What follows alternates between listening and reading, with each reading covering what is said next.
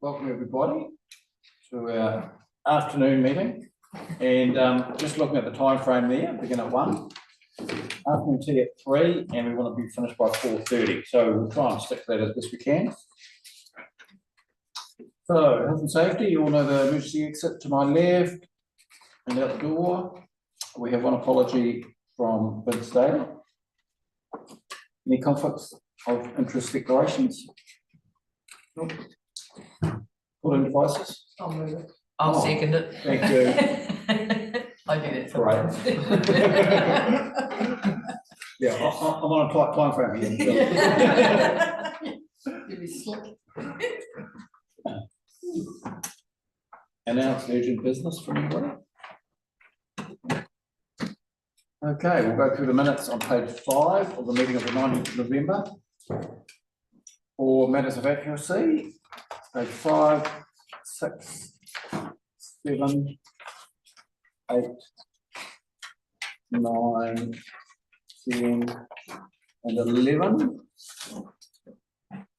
None of us of accuracy. Would somebody like to move that those are true and accurate record of that meeting? Fiona? Robbie? Thank you. All those in favour say aye. Aye. Against? Carried. Okay, matters arising, I'll go a little bit far, page 5, 6, 7. Can I just ask a question? And so looking at the camping ground, I was just interested in the comment on that Kiwi Camp interested in taking over the Amberley Beach camp. So is that, I don't see it on South Ward. Is it supposed to be on South Ward, or I'm just not sure of the loop of, because I don't think it's on South Ward for tomorrow night. No, so it'll be sometime next year. So what I'm saying? Mr. Chair, yeah, so this is just, yeah, we're currently working with people down at the beach and Right. that community about what advancements we want to make, or they want to make down on that campground. Okay. And that is one of the offers that Kiwi Camp has made, is that they take over the full land bit. I mean, my reason for asking is that just as long as it's in the loop somewhere, that's all. Thank you. Yeah. Thank you, Madam Mayor. Okay, page 8. Robbie, sorry. I was on the next dot, similar. Okay. Yeah, it was around something happening with the beach community, because, yeah, I was down at the weekend, school holidays now, isn't it? But she's pretty empty down there. Okay. So I wondered if we were going to have gather the views of the community down there. So I suppose, does it start there and then from there go to Southwood or something, maybe, I don't know. Just as, yeah. I was just wondering, yeah, keep the loop going.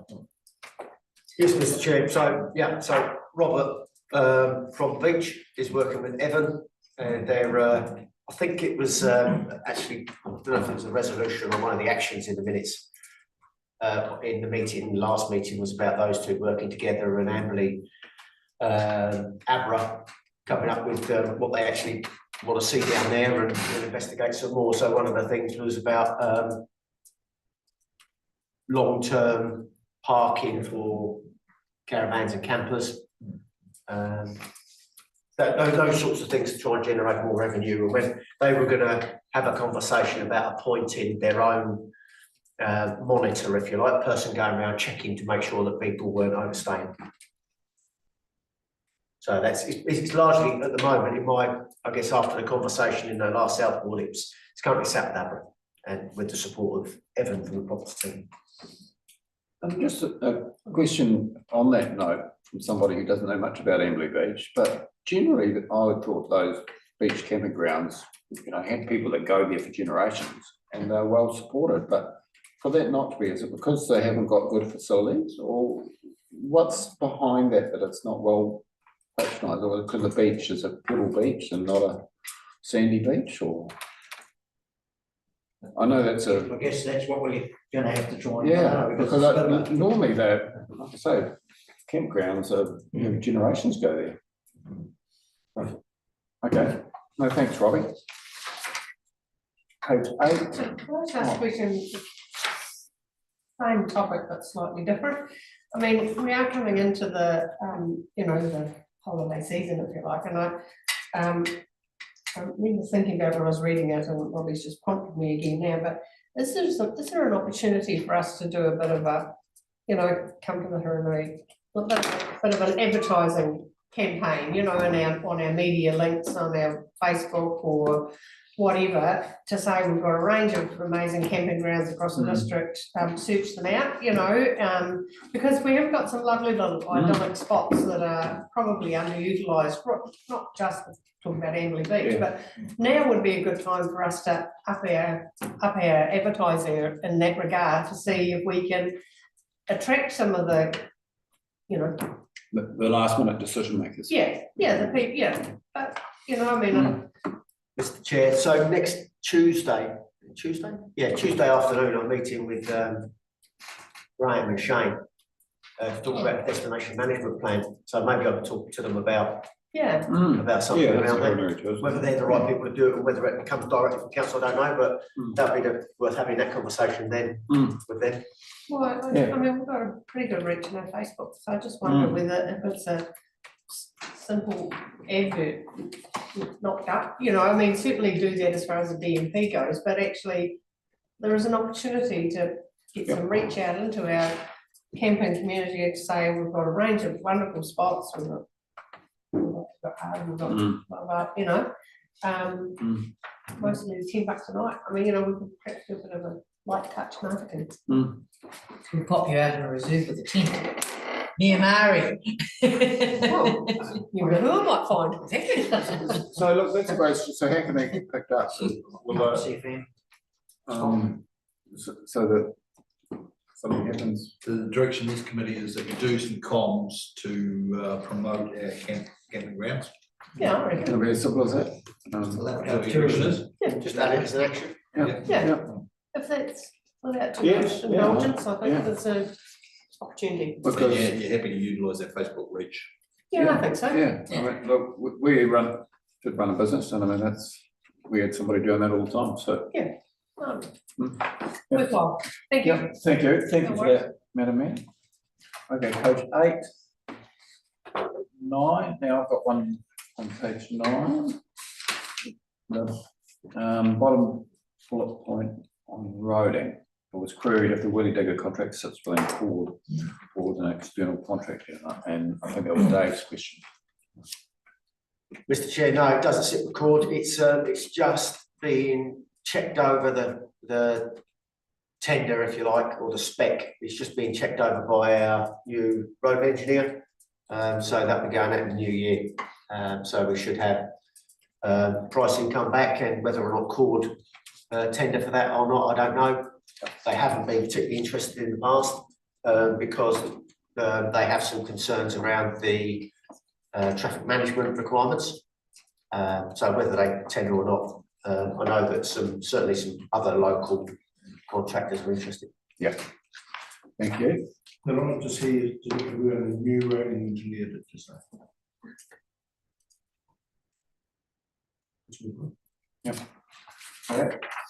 Still on matters right at page 10. Mr. Chair, just to clarify that matter, it's not another roading engineer, it is a roading engineer, because the that work has been contracted out while we've been looking for our I think it's good, I just, staffing, we don't need to know about. Page 10. Page 11. So no more matters arising. Okay, so then we'll move on to page 12. Dan. They have to be- Oh, no, we've moved the. Oh, the minutes already moved. Oh, Yeah, I'm ahead of the game. yes, just while Naomi gets settled in, I'll just quickly take you through the summary. So, as you know, we've been working for many years to get to protozoa compliance, and another scheme has been ticked off, which is the Blythe Rural Water Scheme. That has been on a temporary bore water notice for quite some time. Flicks on and off depending on the quality of the water, but the quality of the water hasn't been particularly great over recent times, hence the temporary bore water notice. But this new plant up and running puts pay to that. So yeah, that's lifted now, and So that's a great milestone for us as a council to get over, you know, on top of the other ones we've already done. There has been quite a bit of work, as there is every time round about this year, is preparing for Christmas. We do work on a skeleton crew in some areas, but other areas such as the libraries, the transfer stations, that they're still going full noise in many areas. So those comms will be going out if they haven't gone out already, telling people what's going on around the place. But there is quite a bit of work that does go on in the background, preparing us ready for that. So trying to sort out any of those trickier situations or tie-hoeing them so that we're not doing any work that disrupts over that Christmas period. So we are very conscious of all of that. Something that did happen right at the end of the reporting period of November was a local landowner hit our wastewater pipes, and there's no isolation valves on that. So the team running around late on a Friday afternoon to remedy that. That was quite a big issue for us. And Alex had the team down there. Alex got straight on to ECAN to let them know of the potential for the environmental issues that might ensue. But thanks to their quick handling of the event, we prevented any issues of the runoff into the lagoon. So that's quick action. So I'm sure Alex will give you more detail on that. You'll also see the cost saving initiatives. As you know, we are capturing this now, so we can report back, and you know that's no small sum there, 186,000. And I'm sure that we'll work towards more around that as time goes on through the year. Now, we don't have any set firm goals on what we're trying to achieve. It's just this is just a good way of demonstrating to you all the work that has gone on in the past. So this is whilst the emphasis is on capturing it, there's no emphasis on doing it because the teams have always done it in the past. So this is just a really good opportunity to show you that work that's been done. And finally, we did have an injury to one of our workers working in a wet well. You may see them down the beaches. They're just a small block shed, and in there is just essentially a manhole with a steel cover. And to go into there, it's where all the sewer comes into, changes the level so we can pump it up to the sewer pond. So it's covered with a steel grate. And then lifting that steel grate, that came back down and I say crushed an arm. It landed on the arm. The worker went to the medical centre and has since been excused work duties for 9 days. So it's a lost time injury. It is a big deal for us, and we're currently looking through investigating what can we possibly do for to prevent this from happening into the future. So there's already some good ideas around that, but once we receive the full report, then we can report back on what those are. Thanks, Dan. Robbie? Yeah, just something like the cost savings, which is great to see, because there's one later on. We're doing something ourselves and saving some money. That's great. We can tell the world. I just wonder if there's any commercial sensitivities. If we change a supplier or something, do we want to put in there that we're saving X, or because it might shoot us in the foot next time around with tendering or something? I don't know. That we will try and demonstrate that best we can, for sure. I mean, even one of our roading KPIs, one of our performance indicators within the roading contract is that we work together to try and reduce cost. And if we come up with an initiative and it calculates as a saving for the roading contractor, then we should get some benefit back from that. And that's a specific performance indicator within our contract. What I'm saying is if we change a supplier, and the suppliers, we tell everybody how much we've saved going to this guy, does that shoot us in the foot next time we're going back to the market? Testing. Yeah.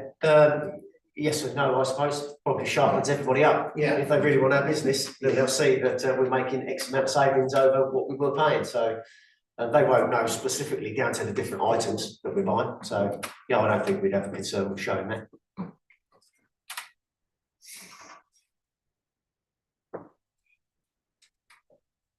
So that's me on that one. Thank you. So that's you. So, memory of a goldfish. So the October Damage vandalism, 71K, what was that again? That was the Queen Mary fire. Oh, fine, correct, thank you. Okay, so page 14, there's nothing. No, that's all. Part of that significant event, which is safety event, which I've just mentioned.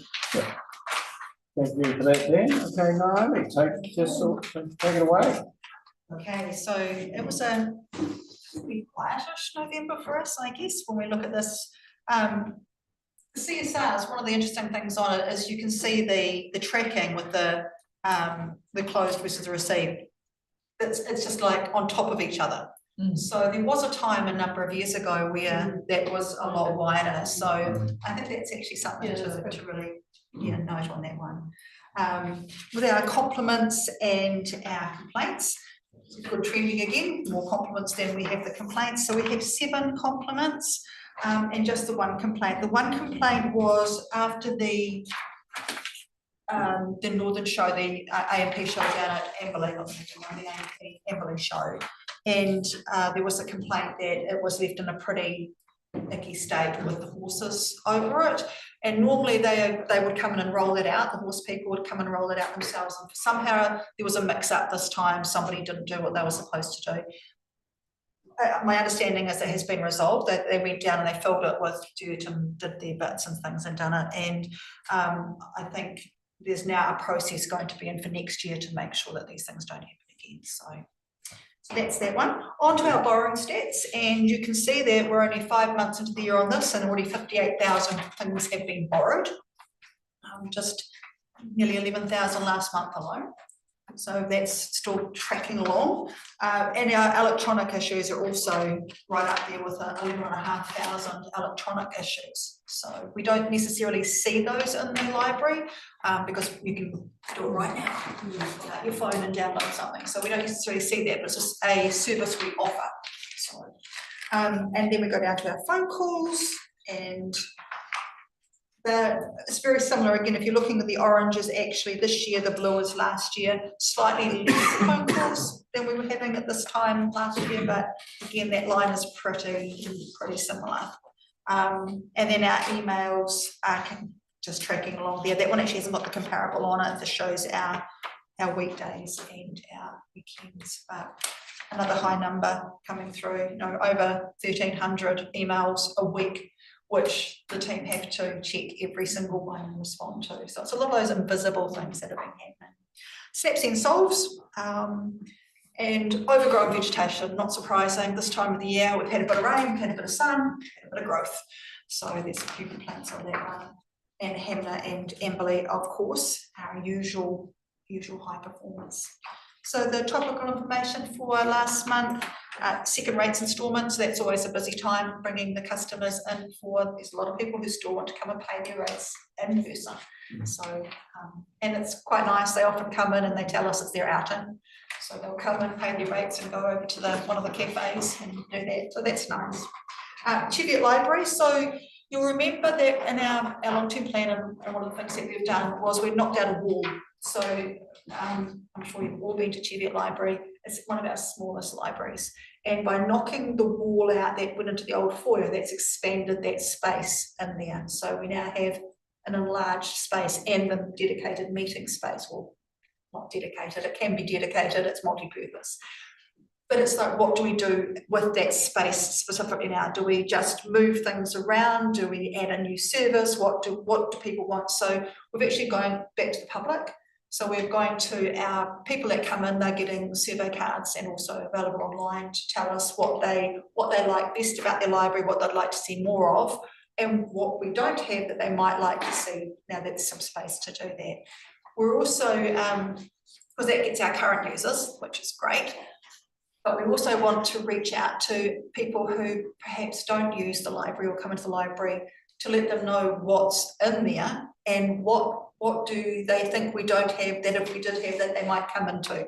So we're working with our comms team on both of those. So we can do the internal easily, but it's trying to, how do we reach the other people to actually ask that. So that's happening at the moment, and that'll go through to the new year. down at the libraries as well, it's all about this time of the year, so it's all getting ready for Christmas. It's about what have we got, what's on offer. So we've got some craft things, we've got story times are all Christmas stories. Online services, I think Mark's been promoting those on Compass in different parts, and it's all about ideas for Christmas presents, and then it's also following on with that, ideas for New Year's resolutions and how you can get the books out for those.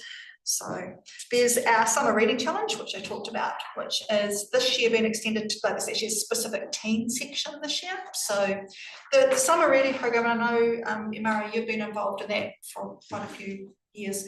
One of the really big things with the summer reading program is it's not just for fun, like there's an emphasis on fun because it's to get people reading. But one of the main reasons for the summer reading program was it actually came out from a request from school teachers who they talk about this summer reading slump, this people, the kids go away for 2 months basically, and then they come back and they have gone backwards in their reading and their learning. And so the summer reading program was designed to keep them reading, keep them engaged, and so that it can actually help with that slump, and it works. So the data that's all come back is that the kids that actually take part and do more reading over the holidays do actually stay up. So.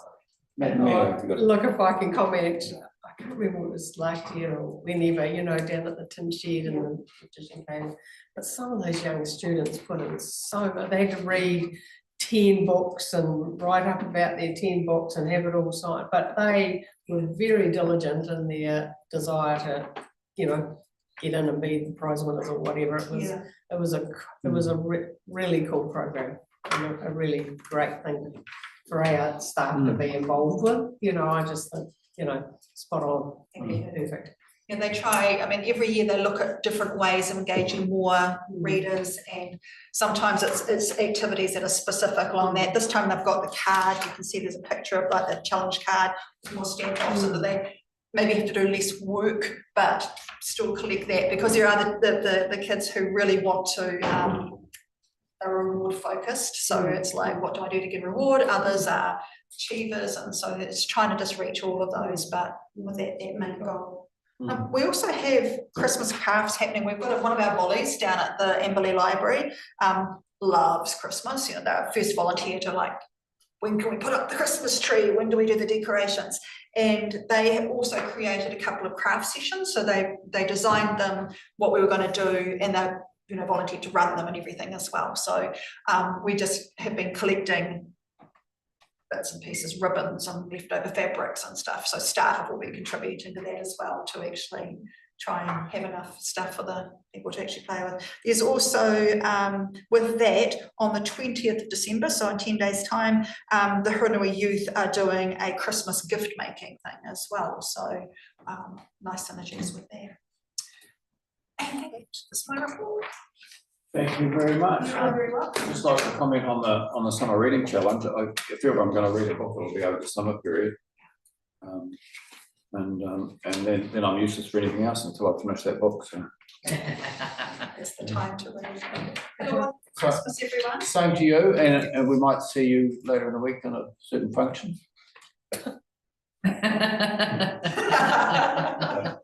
It's maybe true. Yeah. Jolly good, thank you again. And Can I just say, I've got 2 tips by the way. I just thought it was so cool that the youth and the Christmas gift making. I just thought that was a really cool thing, and as soon as I read it, I just put 2 ticks beside it, because I just thought it's really cool to see actually that whole recycle or reuse or inspiring stuff. So you know, it's great for our young people to be involved with that, and you know, get them in there. So yeah, I just thought it was worth note. So thank you. thank you. Sorry. Okay, you're excused. Yeah. Yes. Okay, welcome, Alex. And just before you start your presentation, I'd like to pass on from the Water Liaison Committee meeting that we had last week. The information that you presented there, and unfortunately there weren't many there, but the information you presented and the way you present it and the knowledge you have is simply outstanding. Yeah. And really is. So, Really good. Thank you, Mr. Chair. Yeah, and that information, I took all the spare copies home, so I will distribute them amongst our people at our way, and because it's valuable information, and you know, people turn the tap on, as we said, and they expect water to come out. It's not what doesn't come out, they go on the phone. But the work that goes behind getting the water to come out of that tap, and also when you flush your toilet, that it all just happens, is absolutely immense. And I just commend the team for all they do to make that happen. So, Yeah, I'd second that. I'm wondering if we could, because it was a piece of work, I'm wondering if we put it to the other councils, we put it to the wards, or if we can not on send it. yeah, is that doable, that report? Sorry, The Water Liaison Committee report, could that be disseminated to other councillors? It's not public, they could look it up on the Yeah, but they website. probably don't even know about it. But I guess, my point around that is actually, is exactly what you've just talked about, Ross. The value is actually hearing about it, because you can read that stuff, but you actually wouldn't understand, all due respect, it's more difficult to understand unless you get someone like Alex actually Explain it. talking you through it, so that, yeah. But it is on the website. Yeah. Mm. Mr Chair, it is actually a subordinate committee to this one, the Water Liaison Committee. And it's what Alex covers generally is what's covered through these over that 3 month period, 6 month period. So you shouldn't be hearing anything there that you haven't heard here. Well, it's in more detail, I think. I mean, you are absolutely correct what you're saying, Ross. It was extremely well constructed, well delivered, piece of information. And just to finish off, and because I was sitting in the car for an hour with somebody taking home, he was, you know, has nothing to do with water, except he pays his bill every year, and was so impressed with all that information that he was hearing for the first time. So credit where credit's due. Thank you. Thank you, Mr Chair. If I might direct everyone to page number 20 of the operations report. As usual, I'll talk to the 3 waters part of the dashboard. So going to the planner in terms of our routine maintenance program, as we usually would at this time of the year, the reactive workload is starting to pick up. So we do expect that some of our routine maintenance, particularly the less critical parts, will be deferred. But by and large, last month's program was delivered as planned. Some of the other actions that we've ticked off is the asbestos refresher training and the fit testing for our officers was completed. So all of the recruitment that we had planned to complete has been completed, and all the roles have been filled. And we're committed to delivering 2 water safety plans by the end of 2024, and that has now been delivered, and they have been submitted to Taumata ROI. And we possibly at this stage think that we may be able to squeeze in a 3rd before the end of the year. And Kirsty at the moment is working on that. There's nothing really unusual to report in terms of the financial data. We have completed. Sorry, a question from Robbie. I've marked this because this came up the other night too, with your new water outage map and the system you're setting up. Was the question from Waimak Council about could the Ashley people have access to it, whether or not that was a good idea or a bad idea or a doable thing? Or... Yeah, Mr. Chair, so I have forwarded the links to the councillor from Waimak and the information. So we're looking at improving the way that map functions, and without getting too technical, we can actually provide them individual outage links, which will enable them to then post that on their website. And essentially from a user's perspective, they'll be able to click on that link and they will take them right to the map area of where the outage currently is. So we as mentioned in this plan, we are continually developing this map going forward to I guess enable some more functionalities and keeping people more informed about the water outages but the map is functioning, and typically it's updated 2 to 3 times a day.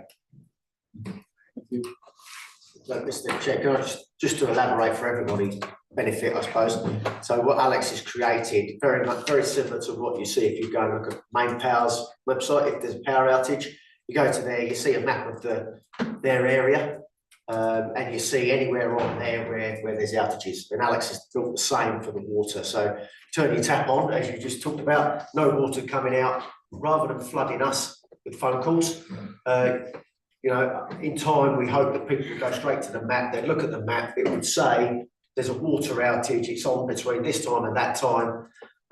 So with any of that, people, you know, will start to look at that more and more rather than giving us a phone call here. So we're trying to change that behaviour, and it starts off with having really good information, which is what the team are now providing. So yeah, I think Alex has said there's a couple of tweaks to that to make it better. But nonetheless, as in its current guise, it's really, really helpful. We just need to steer people to it. Thank you. Just to add to Dan's comments there, we've improved some of our processes in the background, which enable us to forewarn for the plan outages. So we're now have got a permit process where, for instance, if a program office is replacing a pipeline, which will in turn cause an outage, then that work goes through a permit process, which allows us to update that map in a section of the map. It outlines all the planned outages that we've got coming up, so people can actually see the work that is happening sort of within the next week or so. Okay, moving along, we have completed, as you might see, the financial on the financial data. We've had quite a busy month in terms of restocking our depots, and that has been done in order to make sure that we've got enough spares and consumables to cover the period of, I guess, shop shutdowns to keep everyone going. There's nothing unusual in terms of CSRs and connections received, slightly more than usual in the sewer space.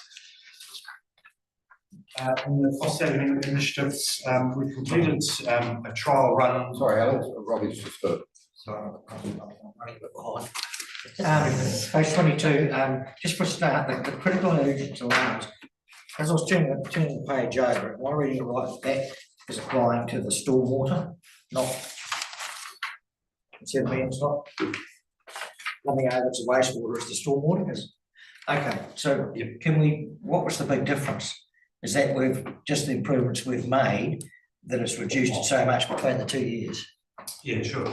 Mr. Chair, so back in February 2023, we completed a reclassification of our alarms. So essentially, we have narrowed down the alarm classes across the network to make sure that essentially not every alarm out there is an urgent one.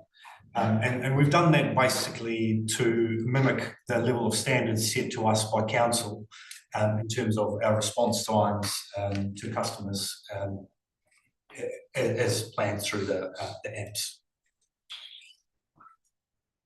So essentially, less things are critical, therefore you see less critical alarms. Thank you, Robert. In terms of cost saving initiatives, just another one added to the list. We've trialled using council equipment to clean reservoirs rather than contracting that work out, which is what we've done in the past. Our Utilities Officer Water Safety, Rick, has completed the cleaning of the Kauai raw water reservoirs. So we've trialled that equipment in the raw water side of things first. And that work was actually really successful. So it's quite a cost saving in terms of the work going forward across that network. Chair, can I just add a comment that Councillor Bruton raised earlier about cost saving initiatives? One thing that's probably not abundantly clear is that Alex talked about placing a large scale order. Now, when he places a large scale order for maintenance materials, it can be generally up to about $250,000 worth of gear that we buy at any one time. One of the things that we do on the capital program side is we purchase our own pipe that we then pass on to the contractor, whoever wins the contract to install it. Now, we do that intentionally because where Alex generally buys his maintenance, all his fitness and maintenance gear from, is the same people where we buy the pipe from. So by having a bigger consignment of money essentially going into a contractor, we keep our maintenance costs lower. So that's something we don't capture in here, but there's quite a significant amount of money that we save by buying all that pipe as well, rather than just having the contractor bring it in and pay it. We'll pay an extra 10, 15, 20% on top of that price. So not only are we saving that margin from the contractor, we're also getting a benefit or a kickback, I suppose, on the amount that we pay for the maintenance fitters. Yeah. Thank you. And moving on, in terms of the review of the drinking water quality assurance rules, so Te Mata ROI have summarised their submissions that they received. There was 145. By and large, everyone agreed with the changes, and some of our technical, some of the submission that we've made, which is mostly around the technical specifications, were listed as part of that. Resourcing wise, we've completed the recruitment drive as mentioned earlier, and all the roles that we had planned to recruit for have been filled. 10 customers last month reported complete loss of supply, and all of those were on restricted schemes. The majority were caused by water leaks. We've seen quite a sharp increase in water demand across the network, as you would expect with the current weather conditions.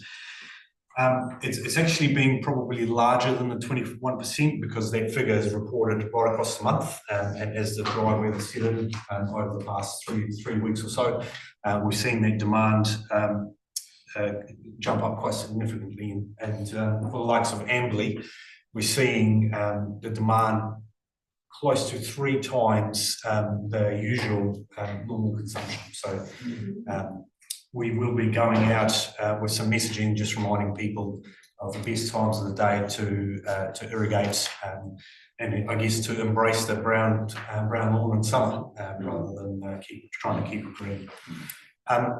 It is likely that as there's no significant rain forecast, that restrictions are to follow, and these restrictions will be linked directly to our resource consents on our river takes, and some may be across our plant capabilities, particularly in places where the planned upgrades have not quite happened yet, and one of those is potentially the Amberley Sea Down Reservoir. So there is a piece of work planned to increase the size of that reservoir, which is happening later on this year. So in order for us to get, to bridge the gap in our network capacity, we may need to implement restrictions.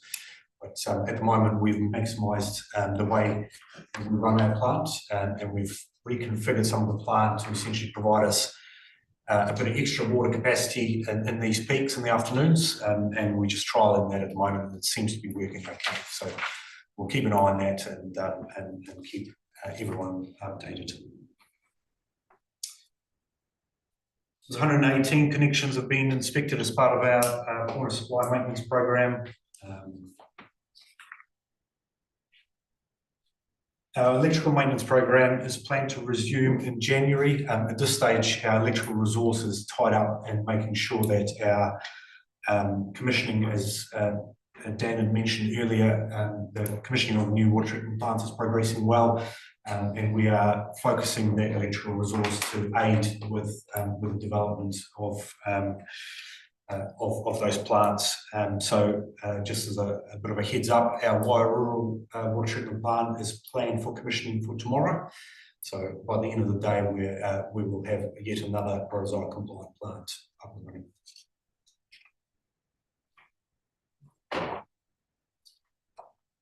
In terms of treatment plant performance, our Amberley water treatment plant, this has been Kauai. We're seeing quite a bit of fouling on the UV at that particular plant, and that is expected with, I guess, the source water quality.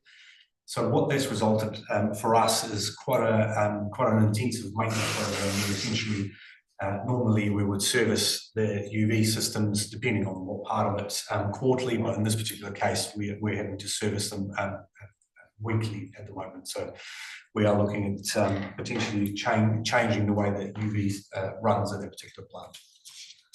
It's just a question regarding the high iron content, because I recall historically there have been CSRs that I've seen come through that, you know, people run the bath and it's leaves a ring, or so that's to do with iron. So is it still causing that problem, or have we sort of overcome that perception? I know it's okay to wash it and to drink, but that perception that it's dirty water. Mr. Chair, so throughout the winter months and early in late spring, we reconfigure the way we run, I guess, our water supply into Amberley, where we choose our more aesthetically pleasing water sources to supply the majority of the demand. Unfortunately, at the consumption levels that we've got at the moment, that's completely unachievable. And just to add to that, the council has approved, as part of their long-term plan, to implement a water softening plant at Kauai. There are designs available that can actually do both, extract iron as well as hardness out of the water as part of water softening. And we are just putting some specifications together for that. And largely we're based on cost. If we can do that work within the assigned budgets, then there's potentially something that we're currently looking at. Thank you. Through the chair, again, I'm not a technical person, but from past experience of having a very high iron content of 13 parts and taking it down to 1, and that was done by an expert that lives on the outside of Amberley, Jerry Vanderbosch.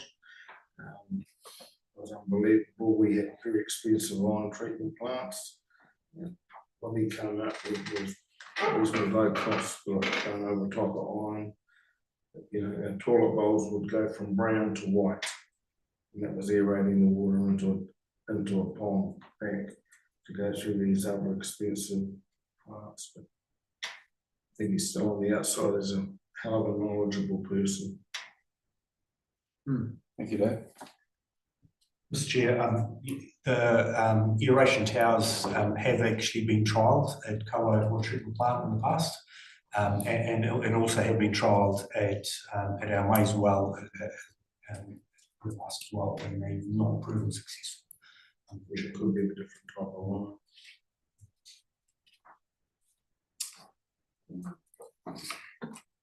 Okay, moving on. Alongside of our water safety planning documentation, we also have our source water risk management plans, and 2 required updating, and one of those has been completed last month as well. So well done to Kirsty for getting through quite a lot of changes as part of those. In terms of compliance, compliance was met across all the water treatment plants where Protozoa barrier has been installed. There have been no transgressions anywhere in the network as part of the sampling. If there's no questions around water side of things, I'll move on to wastewater. Yep. Thank you.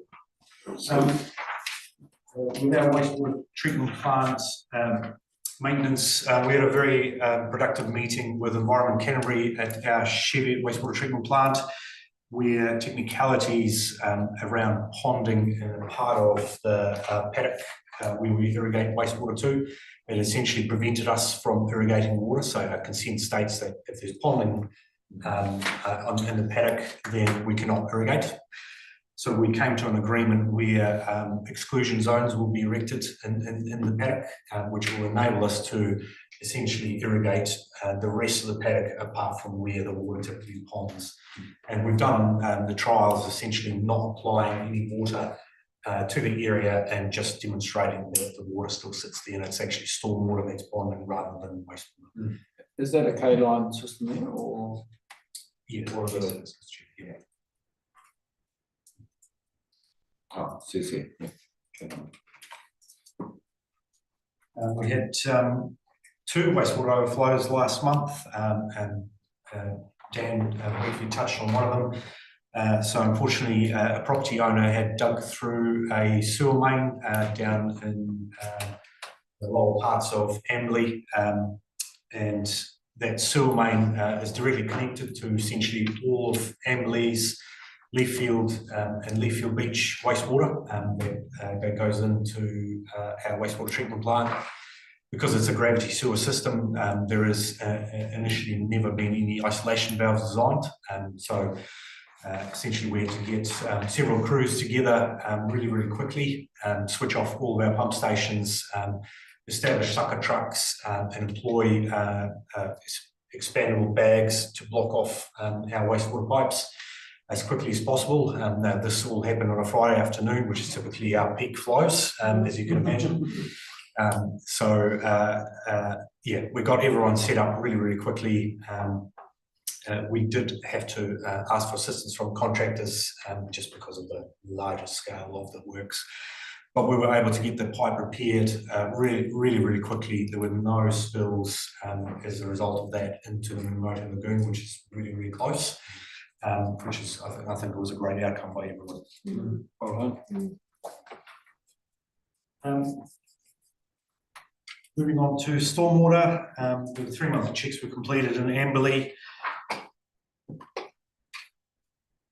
The Amberley Swamp and the Eastern Drain consent objection has been submitted, and that objection has been upheld by Environment Canterbury, and the officers are currently negotiating with Environment Canterbury on those conditions, which we think are a good success. I don't know if Dan, you want to mention an extra words on that?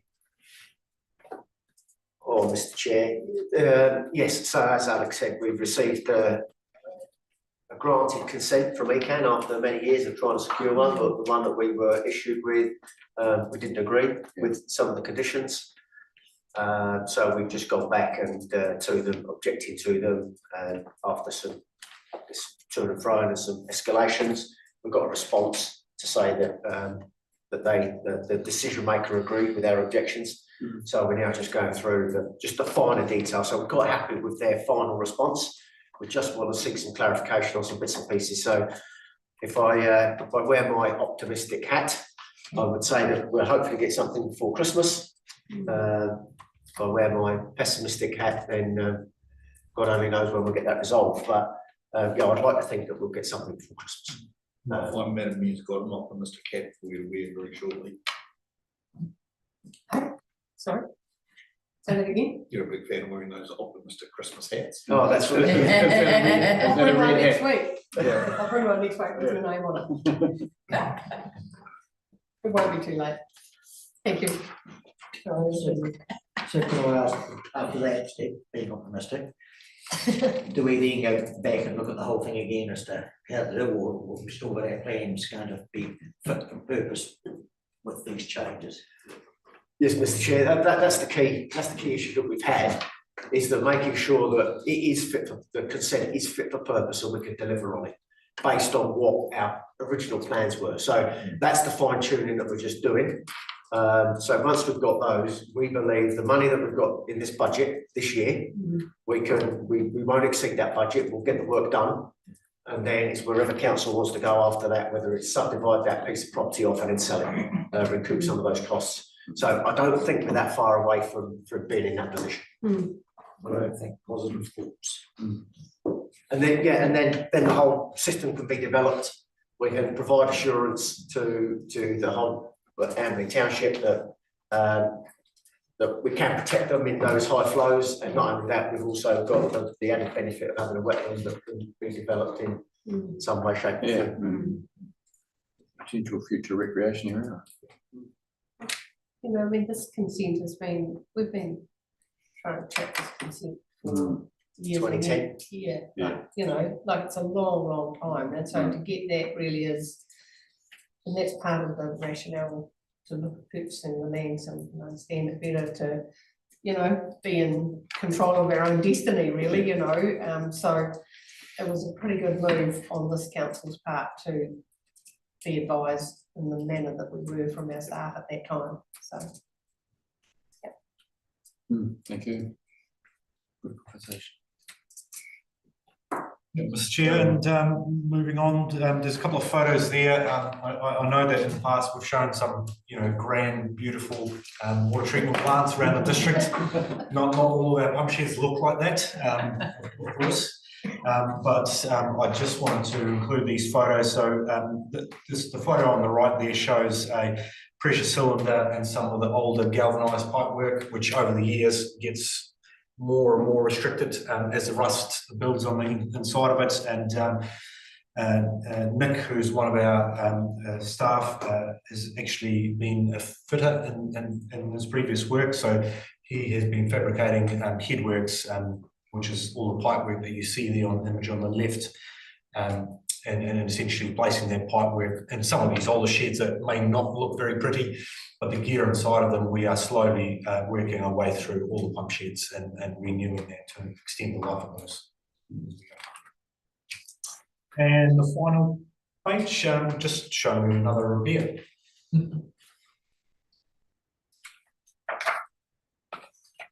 Jolly good, thank you. So that's your report. Just before we finish on that, the Three Waters report, Mr. Chair, it's worthwhile sharing with you probably an equal measure of happiness and sadness. But Rick Dobbs will be finishing up just before Christmas. Now, Rick's been with us since 2015. He was probably I think my first appointment when I turned up. Realising that we had to up our game right across certainly our water network, but he's been involved in the wastewater one as well. Rick's been, I'd hate to put a number on just how much money Rick has saved us in terms of consultancy costs. And he pretty much single-handedly devised our whole Proxoa plan and has been entrenched in building all of these plants that's got us to the point that Alex talks about today. So Blythe, Waiau Rural, Urunui number 1, all of the other plants. So he's finally decided that he is going to retire. He's probably several years into his state pension already. So he could have retired a number of years ago, but he carried on because he's wanted to see this project through. So it's like I say, sad to see him go, but really happy for him that he's got an amazing legacy that he's left us to continue with. So just wanted to let you know that he's on his way out. But much thanks to him on the way out. Thank you, Dan, and we probably won't get a chance to thank him personally. So if you can pass on our thanks. What does that explain the position there? No. Yeah, Rick's been a hell of an asset, isn't he? Nice guy too. Yeah. Yeah, thank you. Thank you. Merry Christmas. Yeah, same to you. Christmas is coming up. There's no backing out there. Of water usage, 20,000 cubic metres a day roughly at the moment. That's 230 litres a second. It's not a hell of a lot of water in the grand scheme of things. I mean, you can go to irrigation, for example, on a dairy farm or something like that, but it's covering the whole district, that amount of water. So it's, and even if we go to 25,000 cubic metres a day, which is probably our peak, Alex, that we get to, I mean, it's still under 300 litres a second. Yeah, but it's still, this is pristine, supposedly pristine drinking water that we're supplying. It's superb quality water, but people talk about the amount of water that we use as people. This is stock water and drinking water for the whole district, and you compare that to the amount of water that goes out for irrigation, and it's just a drop in the bucket for people irrigation. So does that include the stock water throughout the whole district? Yeah, the stock water we deliver. That council delivers. Yep, thank you for that comment. Thanks, Alex. Thank you. Welcome, Charlie. Good afternoon. We've got an hour till tea time, so we'll see how we go. Rub. Yeah. Try and keep it short and sweet. I'll just go through the finances, looking as we track into the later part of this year, we've gone through a little under half of our seal pavement maintenance as our pre-reseal repairs have kicked off. As I'm sure that you've seen across the district, we've had a lot of stabilising underway. We've had a lot of pre-warning signs up, so there's a lot of maintenance happening out and about. Part of that expenditure drove some other workshops with the contractor over the last week, where we sat down and scrutinised the finances and where we're likely to head to with what we forecast and what we intend to deliver as a sealed pavement program this year. So we've had some really good meetings about being on track for delivering that in full this season. Tracking down, the middling budget is pretty much exhausted now. Lake Sumner Road will finish off the remainder of that big expenditure, and then there'll be a little bit of wiggle room left over to do some patch spreading and minor middling is required just to get us over for the rest of this financial year. And everything else is pretty much on track. Kick into some more drainage works with the wheeler digger early next year, and that will see those budgets taken care of as well as we head into April, May, June. So we're sitting at a little over a third at current date of total budget for the financial year. There was a pretty light claim from the contractor this month due to their timelines. So as the month ends for them on the weekend, they run into some quite hard deadlines for their internal processes. So we had a pretty light claim for November. So it's probably going to be a bigger claim coming into the end of December and January, which is fine. Oh, I'm sorry, Robert. Yeah, sorry, Charlie. I just want to get Lake Summer Road, just want to get my head around that. Lake Summer Road's a very long road. How much of it was sort of done? So pretty much from the bridge. So, The first bridge going in sort of thing? yep. So when it becomes unsealed, then it goes sealed again. Yeah. And when it starts being unsealed, I don't know the exact RP off the top of my head, but the overwhelming majority of it has had about a 40 mil application at 4 metres. So how long between applications, like when would you expect to have to do a road like that again? I would be very surprised if we're back inside the next 10 years. Right, no, that's kind of where I was at, because that's a big chunk of our shingling got on that road. It was a big chunk of it, but we already had the material. Yeah. So whilst it was a big chunk of the budget, we get to claw some of that back through the previously approved emergency works.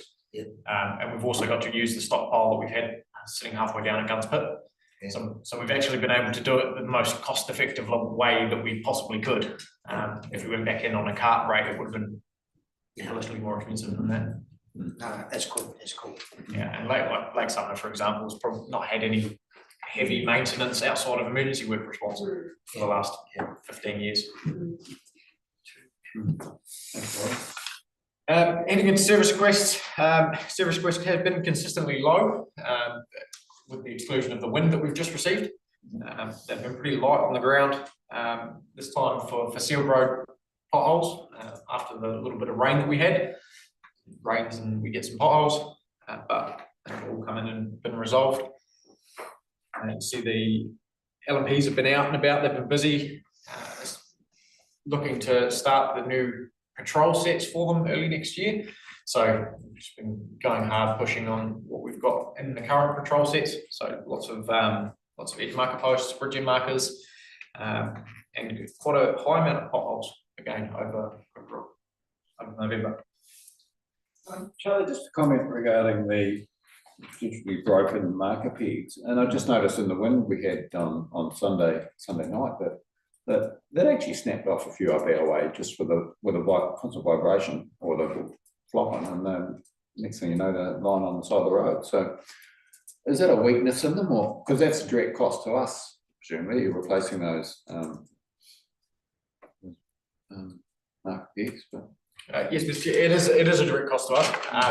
Admittedly, not a big cost in isolation, but when you add them up, it does build up over the year. What we're currently as a result of the work that we've done with NZTA and the technical audit, we'll be producing a strategy that will be look at edge market posts and delineation and that sort of work to standardise where they will and won't go in the future.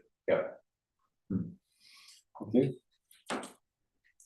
Heading into routine drainage. We haven't done a huge amount in drainage over the month of November because it was nice and warm, and we went through and we're doing all the seal pavement repairs. So the big crews have been out and about, either on Lake Sumner Road finishing up there, or out the seal pavement in the middle of the ground. So going into seal pavement, pre-reseal repairs. Done quite a lot of the pre-reseal repairs and maintenance over the month of November. Takes a cumulative amount of stabies up to a little over 5,500 square metres. That's 5,500 out of a forecast 24,000 squares. So we're on track to produce a similar amount of stabilisation repairs as we did last year, which is pretty unheard of again. The more we hear it, the more heard of it is. And almost 400 square metres of dig outs to seal pavements as well. So nice photo there of Elizabeth Square down at Leithfield Beach, where there was some tree root lifting the seal. So again, it's another road that hasn't been maintained. Well, hasn't had a huge amount of money spent on it since 2005. So those tree roots came out and it was repaired and resurfaced. That's for down for resealing this month. So again, you'll see that road in a low speed environment probably for the next 15 to 20 years. Any questions about the seal pavement? Any of the current works? That Osgood Road, they quite often you pick up on CSIs or commented around the beach that there around some of their speeders down around there. So they've got the judder bars there going in and along, I think, to the camping ground. Is there anything planned or necessary in this area, or the treatment's might have been slowing them down? Not regular. I haven't seen a huge amount of speed-related concerns. I mean, when you look at the setting of speed limits rule and what speeds are in certain locations, and we'll review traffic calming measures at that point. Yeah. Oh, it's more the young ones. So into unsealed pavement, obviously the big chunk of that was Lake Sumner. There was a slip that developed not as a result of the work, but whilst the work was happening, which closed the road to heavy vehicles just because it was too narrow. So that's been marked up, and the road's just been realigned a little bit with some rocks placed to bench down at the bottom of the slip, and that's all reopened again now. It was just timely that it happened whilst we had machinery there 2 minutes around the corner. So looking at the volume of material that we've put down on the roads this financial year to date, we're sitting at around 25,000 cubic metres. The approximate is Lake Sumner Road, just because we haven't got the final numbers in for exactly what went down yet. But there was 3,170 cubes in Guns Pit that was put down, and then there was the extra material picked off the red rock, and then blended with already one material to produce something that was a little bit more unique to Lake Sumner and will hopefully last a little bit longer. Not a huge amount of damage and vandalism statistics to report. So something that I flagged as a topic of conversation with the contractor to make sure that we're coding things correctly, because I just want to double check that that is accurate. Going into the corridor management, so HPMV processing and overweight permits, again, reasonably similar numbers to what they are most months. One of the things that might have already been talked about today is around the cost saving initiatives. So for HPMV permitting, we've managed to work with NZTA to produce a list of pre-approved HPMV routes. What that means is that council officers will no longer have to see, handle, file HPMV requests. And currently we have that outsourced to WSP. So WSP charges monthly for the handling of the HPMV permits. So as a direct cost saving, NZTA are doing it on their own. We don't have to pay them for it at all. So I think there was a cost saving of about $25,000 to $30,000 per year That's just direct cost saving, and when you factor in the council officer time on top of that, it's looking more like 45,000 per year, which has been really good. So hopefully we'll start running that in January, and that will be as good as it gets. But it might change some of the way that we are able to report on the HPMV statistics. So in this report, we might see the numbers either change or do something else. We're just working through what their reporting mechanisms are like at the moment. Yeah. Charlie, I just got a comment to make just regarding logging trucks and it probably relates to milk tank trucks as well. But we have our set rate that we get from NZTA, and when we have a forest that's ready to harvest, there could be 200 heavy truck movements on a particular road, easy. And because I'm seeing what's coming out of Bell at the moment, and we have no way of getting extra funding for that. But these are the ones that do the damage. Our cars do nothing, going down, but it's these heavy vehicles that are going up down, doing the damage. And it's like, and I know you can't answer this, but it's sort of perhaps into Hamish's ears a bit. Is there any way that, because the thing is, these guys will be paying through their road user charges, I don't know what that, but they might be 50 cents a kilometre or whatever they're paying. None of that comes to us as an extra. And it's almost like with technology now, there needs to be a way that those heavy vehicles, the roads they use, that money, that it's directly related to those vehicle movements, come back to wherever they are in the country, so that when there's a forest and there's 200 movements going to be on that road and it's happening on that road, that road user charges that the government's getting for that comes back to that area. It should be easy to track, easy to manage, because those are the vehicles that are doing the damage all over New Zealand. It's those heavy ones that. So it sort of needs, there should be a way of it being site specific on the roads that are having those heavy vehicles that comes back to that council to maintain it. Because we have no way of picking up on that. Mr. Chair, I guess we need to be careful what we wish for in this regard, because the majority of heavy vehicle movements are on the state highway. And that would mean that if we look at the total road user charges, that would skew the use of those road user charges to state highways rather than to local roads. So number one. Number two, we might find in the Haranui district, because of the length of roads that we've got and the relatively small number of heavy vehicles on those roads, that would actually end up with less money rather than more. Council did explore looking at an example that other councils have used with some degree of success, putting in a higher roading rate for forestry. We have rejected it. So we've explored that option. I hear what you're saying, but the technology's there to have that information at somebody's fingertips. And it'd be interesting to know, I hear what you're saying, but it'd be interesting to know because we know what's on our roads, and it should information should be there. It'd be interesting to do a calculation. And I know that costs time, but and then would we be happier to accept a lesser amount of the well, it could be the other way. You're assuming that, Hamish. It could be the other way.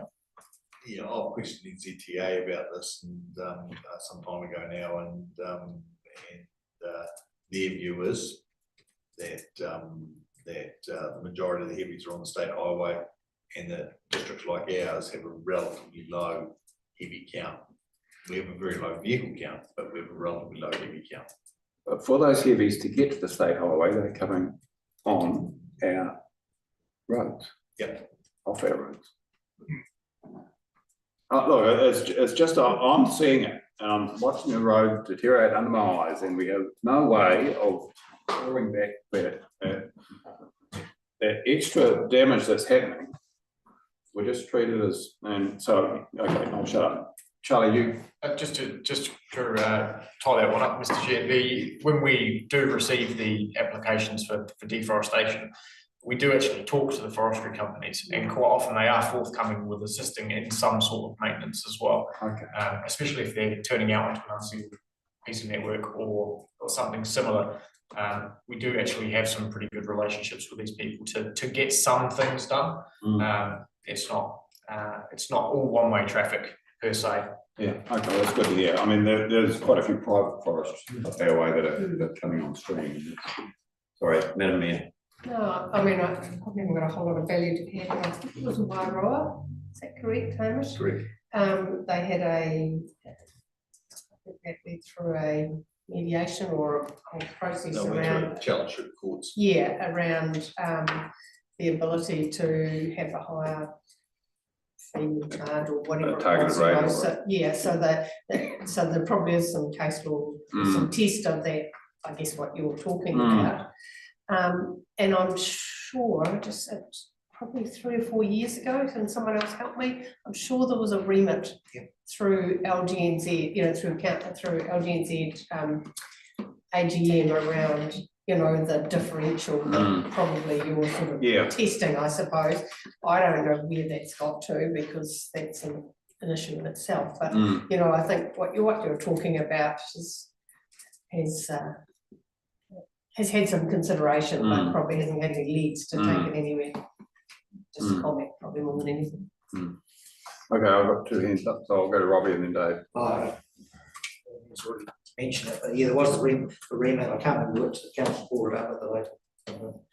And I think that the angle they were going at was the rates on a forestry branch, wasn't it? But they couldn't, it didn't go through, there wasn't, it just, you couldn't get a one size fits all in the room. So you're not alone in thinking about how to do something about it, but just someone hasn't come up with a model answer yet. Yeah, thanks, Robbie. Dave. Isn't the issue around sort of a good management practice of large trucking companies or whatever, and of using our country roads or whatever is probably more important. Because the irony of it is like the forestry, and that they bring their logs out, and where do they weigh? I think, for example, they weigh at GBT before they get on the highway, so we're not overloaded before they get to the weigh station. So it's really, they need to be monitoring how many logs, the weights better at the site. And the other good management practices are, if they're doing forestry operations in the winter or when it's really wet, that's when you're going to punch and wreck the roads. So, you know, I don't think going through, you know, it's more about setting a limit of what our roads can take. And if it is a secondary smaller road, maybe they've got to come out with half loads and transship. You know, it's more about coming out with a good management of what to do, because it's when you see in the middle of winter them carting out and they're punching, that's just what ruins, you know, that's just what ruins roads, tracks. Again, I'm not an expert, but you know, I keep the contractors away from my tracks in the middle of winter because they just ruin them. I don't know if you know, it's that good management practice. Yeah. Okay, thanks, David. And we'll wrap this up. Hamish? So I'll just make one other point about forestry is that they pay rates for 25 years before they use the roads.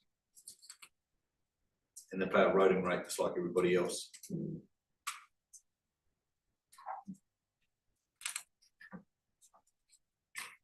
Fairly Fair comment. So we're stuck with what we are. Okay. 20, yeah, that's right. Yep. So the point I just make on that is the value that they pay is pretty low. With the old milk tanker, he's so annually clean, it will never be unloaded, overloaded. They monitor it. And they don't put heavies on those secondary roads. Okay, thank you for that conversation. So further into the corridor management, going through the normal TTM, we've been required to report on TTM to NZTA now, so the temporary traffic management. There's a certain criteria that we now have to report on a quarterly basis to NZTA. We were actually one step ahead of the game because everything traffic management related is separated out in our roading maintenance contract. So we were able to pull out costs of TM, how much TM, how many days, all of those things with relative ease. There's a couple of other things like redundant sites where sites are established but no one is working and there's no activity and there's no requirement for the TM anymore. So there's a couple of other little things that NZTA wants some information around. Charlie, there was talk around that from the government, the regulations and things about trying to ease up some of that. Has anything come through or been signalled? Through the chair, there is ease up in terms of the risk-based traffic management approach that the NZTA has now started operating under the state highways, which is the New Zealand Guide to Temporary Traffic Management. Yes, there will be some benefits that come from using risk-based approach. There is also some costs that will come as well, because whereas Coptim is fairly prescriptive, risk is sometimes subjective. So that perceived risk can be scaled up or down across some things, and where some sites you might have been able to do a shoulder closure under Coptim, you actually would need a road closure under risk-based to successfully mitigate the risk. So there is some wins and losses that will come with that whole mentality of traffic management. It's worthwhile saying, Mr. Chair, that many other councils are really struggling with that concept of the government's mandate is to separate out traffic management costs, tell them how much the country's spending in traffic management. And as Charlie says, we had the foresight to separate it so we've got the costs. Many other councils are spending potloads of money trying to separate them out. So Charlie sits on lots of forums where they're talking about how hard it is, and he's just sort of sat back in his chair saying, "Oh, it's not that hard." So it's good management and good construction of that contract when we put it together. Yeah. It's good. Wish I was just sit back in my chair at any point. So yeah, part of the corridor management space. I've been noticing a lot more contractors out there doing stuff without the proper approval to do so. So people forming vehicle crossings without either TM or a work access permit, cowboy type behaviour. So we've really ramped up our on-site inspections over the last probably month and a half. In November, we issued 6 cease work orders. Again, unheard of from the Haranui. We don't generally go out and stop work, but we did. And there was a few of the big contractors that have been out and about, just flying under the radar. So with the increase in team capacity, we've managed to get out and actually start monitoring some of these sites a little bit better. And it means that everyone is playing by the same rules across the board. Because if you have to form a vehicle crossing and pay for TM, and you have to pay for all, contractors come out and do it properly, and then your neighbour doesn't, I mean, it's inequitable. So that's been really good. We've had some really good learning opportunities with contractors, some really good correspondence back and forth around what's needed and why. So that will continue over it. Yeah, as soon as the brownout period finishes, we'll kick back into that next year. Looking into December, January, obviously the pre-reseal repair program will continue. We're heading from Sherwood down to Isolated Hill, Mount Palm, so up from Waiau down towards Rotherham, to the roads that we've got to do some repairs on in Rotherham, finish up Lake Sumner, and then get onto Cathedral Road. So looking at one of the roads with the highest amount of pre-reseal repairs this year, as well as a mix of strategy documents and policies that are going to likely be created as a result of the technical audit. Again, it's that continuous improvement. So like I alluded to earlier with the delineation strategy, making sure that our signage, our edge markers, all of our regulatory signs are consistent across the district. So you don't drive down one road with edge marker posts and one road with none. be some sort of balance. As well as some site rails and retaining wall strategies, again, largely for the same thing, to make sure that we're doing the right thing in the right places and apply a consistent format to that across the district as well. Understanding a little bit more about our assets, so our surface water channels, both curb and channel and earthen surface water channels. We're doing asset inspections and condition validation on them, and into traffic count strategies. So as we look to bring traffic counts in-house and develop a strategy for it, that will again enable us to have a little bit more consistency and probably a little bit more respect for the data that we've obtained. Charlie, just a question. Yeah, I see they have been at Sherwood Road. Will they be dealing with the issue at Delmers Woolshed, which is quite a bad pothole in the middle of the road? It's got a 30k temporary sign. Yes. Which has been there for probably on a year, just about. So will they be doing that? Yes, they're making their way towards it. Great. Because I have a few people on my back. So, with that one. so your signs audit, going down on the audit, and we're gonna be up from this of, signing of the whole district? Or keeping budget, or the signage, or Yeah, no, not a sign audit. We had the night audit, the night audit? yeah, which was around reflectivity. No, we're actually in a really good position for our signs. We had a program just a number of years ago where a lot of them were replaced.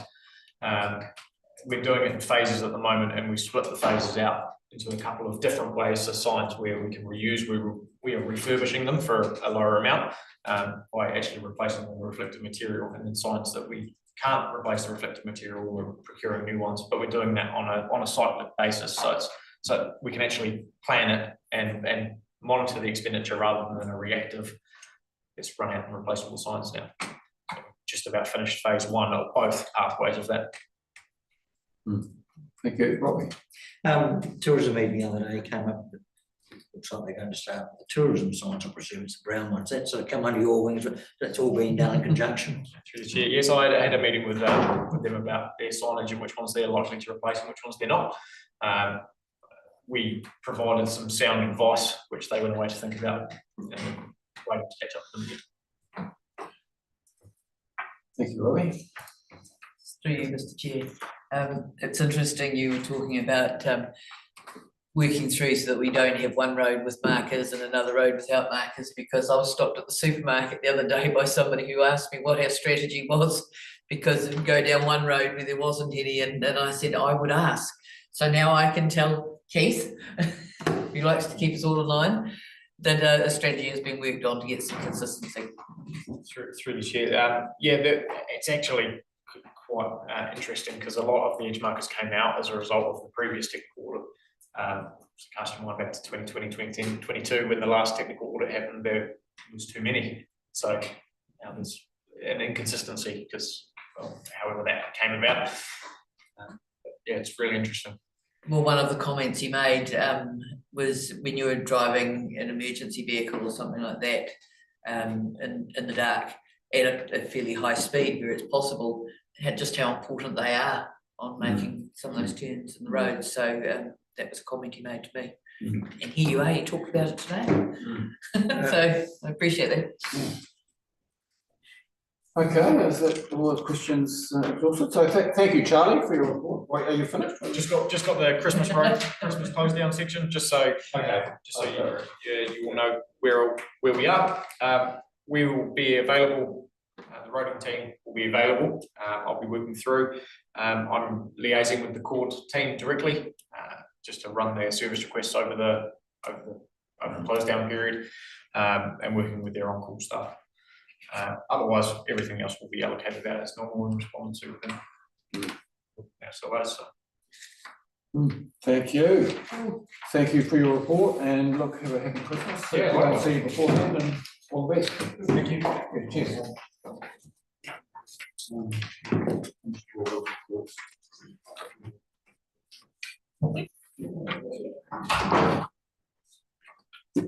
Welcome back, Andrew. Take us through your window report. Yeah, we've sort of half an hour till cup of tea time. Okay. Going well. Yeah, so starting page 32, We're starting with animal control this month, so 2 dogs impounded in November and 2 dog bite incidents.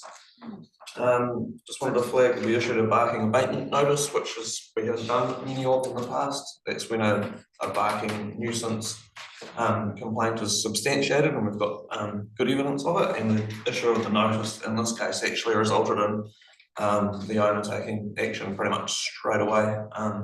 Which is good. Up until that point, not so much action, but the notice seems to be effective. Obviously, there's a long-term follow-up with that one to make sure it continues to be effective. And a quick update on the dog pound. One of our LTP capital projects is to build a dog pound that complies with the MPI Code of Welfare requirements. The key one for us that we had was that we couldn't control the temperature in our pound because it was outside. So we originally we budgeted to build a garage, garage sort of size thing and build a pound in it. But while we were scoping this out, there was a building that wasn't available to us that council already owns at Duffs Road that's now vacant, and essentially we're going to fit that out rather than build a new garage. So hopefully that'll come in well under the original project cost. Let's move on to alcohol licensing. We did have a hearing scheduled for the 6th of December, but that's been postponed because the applicant was overseas and due to illness in the family was unable to get back. So we don't have a new date for that one yet. That's the Colvin Bottle Store, which is a new application. Inspectors have been investigating some unfortunate set of bad licensing behaviour at one premises, so they've got their hands full with that. They've got a sale to a minor, potentially sale to an intoxicated person, as well as a general sort of order. There's a fight at that place as well, so that's not what we want in the licensing space. And also just wanted to flag that the inspector was able to monitor the Amberley AMP show and the Hanmer Springs Fete operate under their special licenses and found good level of compliance at both of those events. And food. Food's been really interesting for us recently, and food is kind of serious business. Like we saw from we saw that at the University of Canterbury there was essentially an outbreak of illness and traced back to food preparation issues. And interestingly enough, those same sorts of issues are the issues that we've got concerns with at a couple of our premises. The really interesting thing about how the Food Act's administered is it really puts the onus on the operator to have a plan and how they will safely manage and make their food. So when we inspect them, it's not so much an inspection, but it's an audit, and it's usually an audit of their plan and their systems and their capability. So we don't kind of turn up there with a thermometer and poke it into a piece of chicken and see if it's the right temperature. What we do is we turn up there and see if they have a plan and see if the staff know how to take the temperature readings and critically see if they have their own thermometer. And where that becomes difficult, I guess, is if the auditor is sort of well, they've got a record, but I'm not fully confident that they're capable or that they could lay their hands on their thermometer quickly. So you haven't necessarily gone and found the bad thing happening, but you've got an inkling that it's not quite an audit. So that's why we've got these verification audits, but we also have a food safety officer function, which in a bigger organisation would be different people, but for us it's the same person, but the sort of what triggers your visits are different. So we're working through one of those processes at the moment with our operators, from the inkling that it's not quite right to that actually being able to find enough evidence to substantiate the next step. And that's, it's interesting, it's slightly time consuming, and it's also slightly worrying at staff level, because you know that the consequences of poor food safety is quite bad, but you don't necessarily have everything you need to go and fix it straight away. So probably an update next ops meeting on how that's progressed. just as a side, just going through Hironu at the moment, there's a couple of van loads of fisheries officers, and I saw them in Waikato and we talked to them. Thought they were lost, because there's just not a lot of fish here. So, but now they're auditing all premises to make sure that the fish has been bought from a commercial activity, Okay. checking prices. Yeah. So moving through the area, doing them all. Also, on the way down Keep everybody honest. here. Right? They'll keep everybody honest. Scrutiny from government. Yeah, that's true. That's just smell fishy. I guess in a similar vein, we had a Health Act issue where we had a camping ground that's registered with us under Health Act as they're required to be.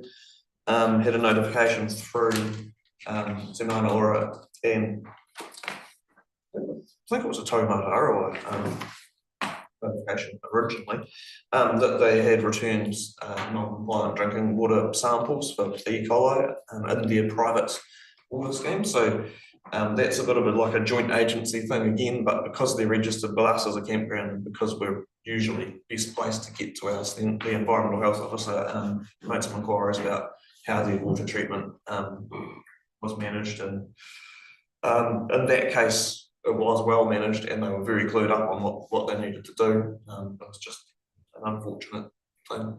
It's since been resolved, but again, that's a place where large groups go, and the potential for illness is there if things aren't right. Yeah, thanks, Andrew. Robert? Yeah, look, I got a question about that, because I just hadn't gotten on that we had public, supplies of drinking water to the public that weren't under our control. Is there a lot of it around, or I just didn't think that was happening? Obviously it does. Yeah, there's a few campgrounds around that aren't supplied by council water. So how do they get by the regulations that we have to abide by? That's from, Mr. Chair, I don't think they do get by them. That's why they're required to sample, and that's because they sampled and submit results. That's what kicked this whole thing off. So I assume they are a private water supplier when they're providing it to people, and all those requirements that I don't know if they're exactly the same requirements, but I think they're in the same vein. so they may or may not get caught up in a different set of regulations, different set of rules to come. They'll be tested monthly. Yeah, if you go back to the when it was the old Three Waters reform, the government came out at the time and said they think that there's, I don't know, a few hundred private suppliers across the country, and private suppliers won't be too difficult to manage. And we said, well, we've probably got a couple of hundred in the Hironu alone on their definition of what's a water supplier. So yeah, it's a big issue. There are, but what I think the key point that Andrew's raising is that it ended up at our doorstep to say, what are we doing about it? And this is probably where it's going to start to go, and the legislation is already leaning that way to say, well, if you've got somebody in your district that's struggling to meet even the minimum requirements of no E. coli, what's council's part to play in that? And we're saying, well, nothing at the moment, because we're a water provider of the water supplies that we own. Yeah. Not anybody else's. So I'm just surprised that, one thing to have a farm or something in the watershed and all that, but something like a camping ground, you're supplying to the public. I thought that would have been in the circle of rules. Yeah, they are. It just depends on whether or not people register themselves into the rules. Yeah. Because the regulator's not going to know where they all are. And that was the fundamental issue That's that the the issue. last regime bumped into. So it's all about local small suppliers registering as a small supplier, and if they don't, then they've got no way of knowing who they are. So the forestry camp, which is a well-managed, well-run organisation, will have registered, but there will be plenty of small suppliers out there that won't. And just on that note, then, if somebody's converting to a campground or wanting to put in a private campground, they need to go through the consent system, and that's where it should be picked up here by council and logged with the regulator. Mr. Chair, I'm You're not, checking on I'm that. not sure around the resource consent, but a campground's required to register under the camping ground regulations, which are regulations under the Health Act. And they've got, and they're dated, but they've got some prescribed requirements, and one of the things that our, so we're required to inspect them. And one of the things that would be looked at when they're being inspected is where's your water coming from? They have to have adequate potable water, so one way or another, is that, you know, it's a point for us to make sure that if they are on a private scheme, that we probably need to do that next step and make sure that they've registered it if they're required to. Yeah. Yeah, it probably provides at least for campgrounds, it provides a bit of a backstop in that area. Yeah. Thank you. Can we put that into there? Freedom camping, not much to report. One infringement notice issued for a camper that was within the Hamner area, but not in a camping area. So that was a public called in complaint that the contractor responded to and issued an infringement notice.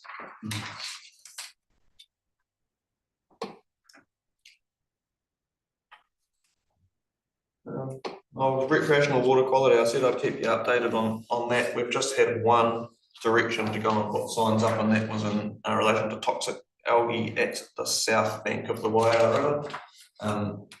That's just on the Rotherham side of the bridge. There's sort of two accesses down to the river there. There's a tributary there. We're getting so these things work. They do a sample, and then the sample's analysed, and there's an action level, and there's sort of a warning visit. So we've got thick and fast quite a few sort of no action required, but there's an elevated level at quite a lot of our 6 monitored sites. And then as summer progresses, if it keeps going in that direction, we might be putting more of these warning signs up. There's different signs for different, whatever the issue is. So Andrew, is that actually on that tributary that flows in to the Wire, just on the south bank there? Yeah, there's a small stream that always runs in from springs, which are fed from further up. I haven't been to that site, and I had some trouble from their map and our map determining where exactly it was, but it's accessed from that. Yeah, and from it's just on the north side of on the upstream side of the bridge. So that's where the signs have gone up. But to add a little bit of confusion, well, for me anyway, it's not familiar with it, there's another sampling site on the other side of the river. Oh, okay. So that was just took a little bit of deciphering to see why we were getting warning signs, but they seem in such close proximity. It makes sense, I guess the flow is different.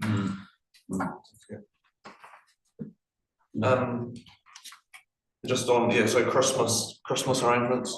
Oh, sorry. I'm sorry. I thought you gave me the eye for.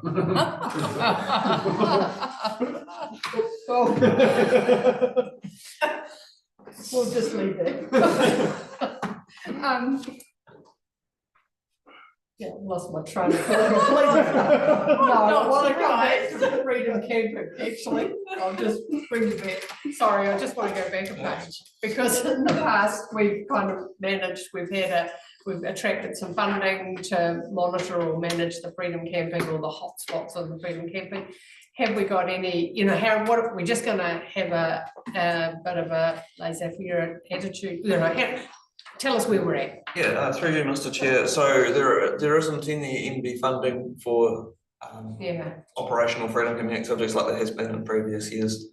Through the long-term plan budgeting, we did bump up the council's contribution there from I think the budget for freedom camping monitoring is something like 40,000 for a year, but that also includes upkeep of all the signage and things. So we have already sort of programmed in an increased level over summer, but it's not at the level that we've done in previous years with the funding. So it's not daily at the likes of the Hamner River Reserve and Glenmark, but you might recall that we did with some of our previous funding put the CCTV in at the Hamner River Reserve and Glenmark. So what we are funding is for the contractors to look at that daily, and if they need to go to the site, then they'll go on almost like a self-initiated call out. But they're not going to be there daily showing face. Yeah. it actually seems to be going okay at the moment, but I guess we're probably not at like peak camper season yet.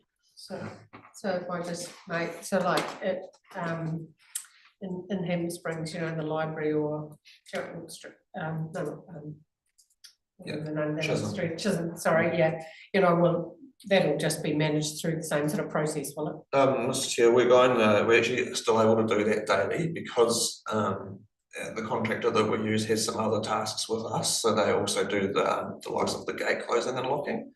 So for a reasonable cost, we tack on a quick patrol around the township, and that doesn't add too much to our cost, and we sort of, that's within our $40,000 budget, was we just thought we were carrying with that because those are popular and they are probably more contentious of the camping spots as well, so we're able to keep it.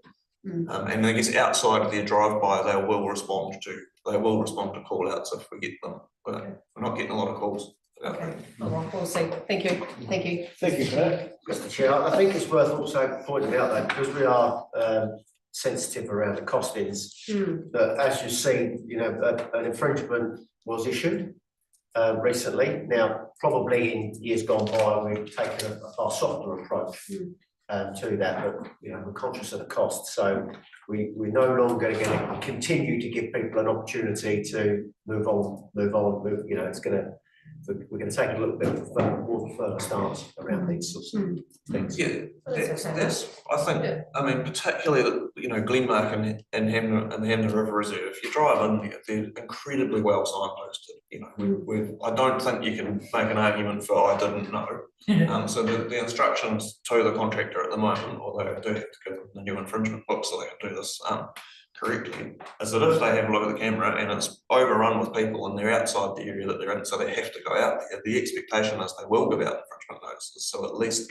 the call out costs start to be offset by the infringement costs, assuming the infringements get paid. I'm totally okay with that, because you know, we've played the soft game for a while, sometimes the burden comes back to our ratepayers, and so I think it's okay. In an ideal scenario would be your enforcement action funds itself. Yeah. That'd be fantastic. Yeah. Okay, that's good, thank you. So Christmas for the compliance team. So at the existing after hours contracts for noise, animal control, freedom camping, those types of call outs all include coverage over the holiday period. So those sort of immediate response required jobs will be actioned through call gear and the contractors as they ordinarily are. Things that require follow-up investigation by a compliance officer will be logged and dealt with on our return, and the sort of curly ones where people aren't sure, we're running an escalation contact list, so there will be someone available to help direct how a call's dealt with, and if necessary, coming out to investigate earlier than the reopening. We've got the Rolling Meadows Music Festival event over that period as well, so the alcohol inspector will be out to monitor that on at least one of the evenings, and we've got some plans in place to monitor the resource consent requirements, particularly around the litter around the roads, and possibly the noise monitoring as well. I think we're in the 3rd or 4th year of that festival, and you know, for the size of it, it's caused very, very few compliance problems. So onto waste.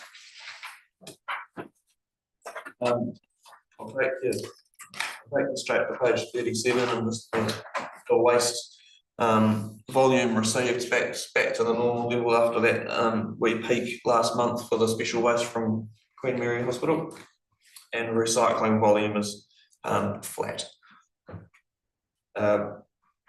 Taking delivery of a new hook bin. I should have had that picture in the presentation earlier. That's a hook bin on the bottom right there. That one's made locally, so I'm very pleased with it. And we've also taken delivery of some new bin housings. Slight change, we've just adapted them slightly because you might, I don't know if you've noticed, but sometimes the ones that sit outside here in particular, they've got the curved lid and then they've basically got a shelf for you to leave your rubbish if you can't be bothered putting it through the hole. So these new ones, that's enclosed and the holes in the side. So it's just a little tweak, and we're interested to see if that fixes that problem. continuing to have problems with litter left around the litter bin in Leadfield Beach. So we're continuing to come up with a way to solve that is not remove the bin, because it's clearly a useful bin to the people that are using it properly. Andrew, there was, see at the Balmoral Forest Camp where that road meets the state highway and that. What's there, it's full of bags. Have a look at it on the way home. Okay. Yeah, that was all picked up. The remaining stuff was picked up today. And we've also stuck a sign on it to clarify that it's not a rural collection point, similar to the one that we've tried at George's Road. It says it's not a rural collection point. If you leave your rubbish here, it's illegal dumping, and here's a link so you can look up where the collection points are if you're not sure. Yeah, so I'm not familiar with the history behind that. Do you know why that Yeah, so box is there? Is it- it's a New Zealand Road Services sort of a depot Okay, and I think probably delivery point for bread and. goodness okay, knows so what it else is to the used camp. for that? Yeah. Okay, because Yeah. I think if it wasn't there, the problem would go away, Yeah. but it is used. It's, oh no, historically, that's what it used for, has been used for donkey's years for its proper purpose. Oh, okay, so, Other than dumping, but probably historians in our community might think Might. it's a, perhaps we could look at that at the Amiri Community Committee. yeah, and I mean, have a it, discussion about that. it was probably the depot for the forest, Service. Yeah, okay, you know, and the Yeah. road services buses used to stop there, and, yeah, you know. okay. Thank you, Robbie. Yeah, just look at these photographs here, Leadfield Beach, obviously having a few talks around rubbish down there and bio waste. Do they think that they're proper recycling there? I'm just looking at what it is, a cowboy. Is it rubbish growers or do they think they've dropped off some recycling? Quite possibly. We haven't managed to speak to anyone about this yet. We do search to see if we can get a name and see if we can go and have a conversation. You know, the fact that they bothered to take the rubbish as far as the rubbish bin and put it beside it, it does sort of indicate some degree of conscientiousness, but it's not really what we want. I guess it's a similar conversation to when it's left neatly at the gate of the transfer station. It's better than being in a riverbed, but it's still not quite right. Can I just share a story, Mr. Chair? Just in the weekend, just past, we went down to watch a couple of grandsons play tennis at the newly opened Coldstream Road courts by the Main Power Stadium. We wandered across from the stadium. There would have been for the whole day probably 200 odd people, grandparents and parents and goodness knows what, going in and out watching all this. Went across and bought a coffee, got the tray, 4 cups of coffee. At the end of our coffee, I was looking around to find a rubbish tin in this brand new facility in our neighbouring, you know, no rubbish tin at all. So at the end of the day, I mean, the 4 coffee cups sat in the cardboardy container beside us, and I took my rubbish home, you know, so. And it made me actually, I'm just sharing the story because actually I thought about, you know, the cost burden that sits with our ratepayers to put these in place, but actually manage the whole thing. So sometimes, you know, it was Take personal responsibility. correct. And it was a conscious decision, I'm sure, for when they built Main Power. I mean, it's a massive complex and hundreds of people would have been watching those kids play tennis and there would have been 100 coffee cups. But they all probably went home and were disposed, hopefully 99% appropriately by the individual, not at the burden of the Waimak ratepayers. Yeah. Just a message to think about. Yeah. In response to that, just this year, I mean, I remember some years ago now, it was a Christchurch project, the Rubbish Free Parks project, where they did exactly that as well. They did remove bins from parks, and only from my own observations, I don't see a big rubbish problem, but I mean, perhaps if that was a direction that council wanted to go in, I think you probably do it as a package. You tell people that you're doing it and why and what you expect the result to be, and perhaps before we do, we ask Waimak and we ask Christchurch how it's gone for them, because we've talked about the cost of litter bins a few times. It's a lot. Yeah. And it's actually only those discussions that actually highlighted to me what I was exposed to on Sunday and what my behaviour was in response to that. But actually, there is some messaging that we need to perhaps consider when we think about you know, the cost impact to our district to do what we think's the right thing, but actually there might be another way of managing the process. Yeah, Just a, yeah, yeah, totally agree. And on that note, I see there's two kinds of people. And there's the ones that are travelling through that aren't going home that night, and it's their rubbish that they, somewhere along the way, they have to get rid of, so. But they won't be going to watch the tennis, like you say. No. They'll be the ones that'll either chuck it on the side of the road, that or something at Amberley, or they'll dispose of it in Amberley, yeah. So there's probably no way of totally getting rid of our bins for those people. But yeah, we could do a lot more ourselves, take home. it's just an interesting concept of ponder, I guess. I suppose the irony is that I took it home, you know, put it in my bag, you know, the tray was for recycling and the cups were, you know, rubbish. Yeah. And they'll go out and work, you know what I mean? So it'll end up at Cape Valley Yeah. via the long way. Yeah, that's right. The Waste Minimisation Act is still on the sort of government policy work program. I understand it's being worked on, and what was to happen with that was it and the Litter Act would be combined. It's actually the Litter Act that says the council shall provide such receptacles as required, so I guess we'll keep our eye on that as well, because that will also give us direction about what we're expected to do. Yeah, no, thank you for that, sharing that. Just Christmas, we've got a few, not many, but a few changes to collection days and transfer station opening hours. So just see the list of publications there that's going out, and it also will go on the website, but it's not on the website yet because it gets confusing when we've got too many different days and times on there. So that'll sort of go on from end of this week, I think. Just over the page, we're looking for some metrics to give a feel for what sort of, you know, the amount of things that happen, or number of things that happen. So just one that we're trying is the number of paid transactions at Amberley Transfer Station for the month was 2,270.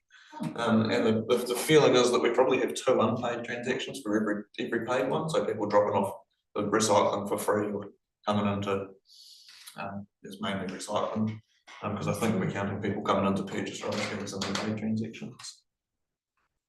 So I guess that feeds into that discussion earlier about, I mean, how many, when you could probably do that number of transactions in a day or 2, not 7. But we need to be there for when it's convenient. Yeah. We had an incident at Amberley Transfer Station with the handbrake not being applied on a vehicle with a trailer, which then rolled down the slope, and it crashed into some bollards in the concrete fence. The owner had sort of tried to save the situation and ended up injuring himself. Well, this time not serious, but it was an injury, and there was some damage. So we're just completing the health and safety investigation into that as well. Thankfully the customer's okay. Spoke to him the next day and he was all right. And his vehicle was miraculously unscathed as well. So did he get to pay for our Yeah, he does get to pay for our bollards. Mulch is back available and selling well as it usually does. A repair cafe was run. I don't know if you remember earlier in the year, in conjunction with Molly's Place, I did a repair cafe that Serena, the waste educator, was involved in, and it was really well received. And they really wanted to, before the sort of momentum petered out, run another one, and they did. It was quite successful. 110 people. 74 of the items were actually repaired. 74% of the items were actually repaired, which is a pretty good strike rate. In terms of contractor performance, there were no reports of missed curbside rubbish and recycling, and our contamination rate was 0.4% for the month, which is very good still. And we just flagged that sort of collaboration there with the recycling bin in Gore Bay, the contractor who empties it, offered to do the trimming there while they were out emptying it to save an extra trip out to do it. Yeah, I think that's all that I'll highlight, so happy for questions. Through you, Mr. Chair, I just wanted to comment on the repair cafe idea. I think it's just a great service, and so many things these days are tossed away. But people don't have the skill or people alone don't have somebody that knows how to do a bunch of stuff, and it's a social coming together and recycling things or repairing things, just fantastic. Really, really impressed with that. Yeah, I mean, most of the kudos needs to go to Molly's Place and their volunteers that they get. I mean, their volunteers are incredibly good and passionate and quite inspiring. If you go to it, you kind of think, Yes. oh, maybe I should be fixing stuff too. So we're helping and we're providing a bit of support there, but it's just definitely we shouldn't put our hands up for all the credit for it. But No, but supporting yeah, great it. events. And I think there's a wish to sort of see if there's appetite, see if they would work in other towns as well, because they've both been Amberley so far. Congratulations to them, but they're passionate people, aren't they? Yeah, definitely. Yeah. Great. Yeah, oh, thank you, Andrew. Thank you Thank for your reports during the year, and have a happy Christmas if we don't see you beforehand. Yeah, thank you, you too. Yeah. And we will adjourn for a cup of tea right on 3, and if you tell Kerry at 4:15.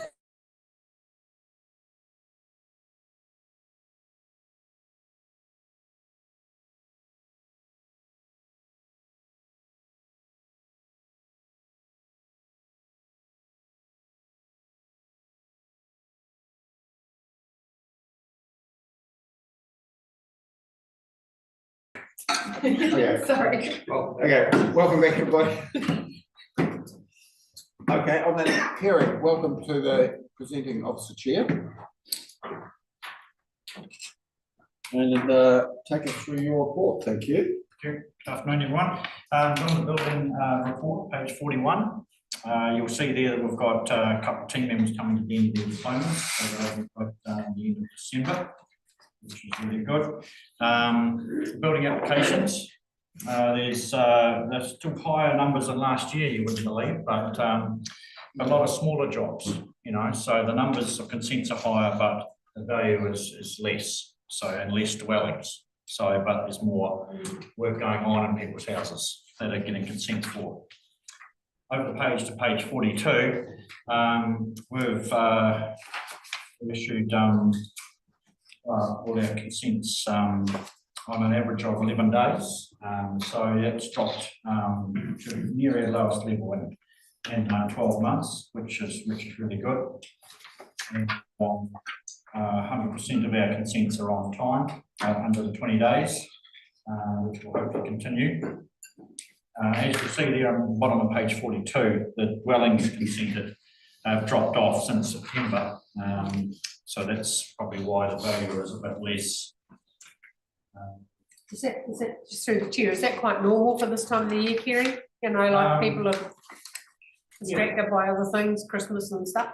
Generally, there's less consents coming in at this time of the year, but there's a lot of people wanting co-compliance certificates so they can get into their new homes. So probably pretty normal. Yeah, we probably should have a comparison to last year on that. Yeah.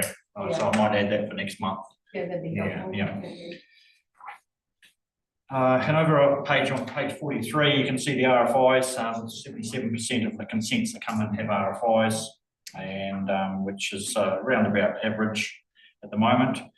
And the number of CCCs issued is slightly less than last year, which is understandable considering we've got no backlog there anymore. So that should be pretty constant of the number of consents getting CCCs. There's no backlog to take into account. Yeah, Kerry, sorry, Robbie's just. No, I was just going to touch on again, Kerry, the 77%, all of that is rework for someone, isn't it? Someone had to ask for it, you have to recheck it. There's no kind of way to get that down at all. Through the chair, that's all. It's basically saying that 77% of the consents that come in through the door don't comply with the building code. So we have to send an RFI out saying you need to fix this or change that or amend that, and then they have to send that information in. We have to change the plans and then keep moving.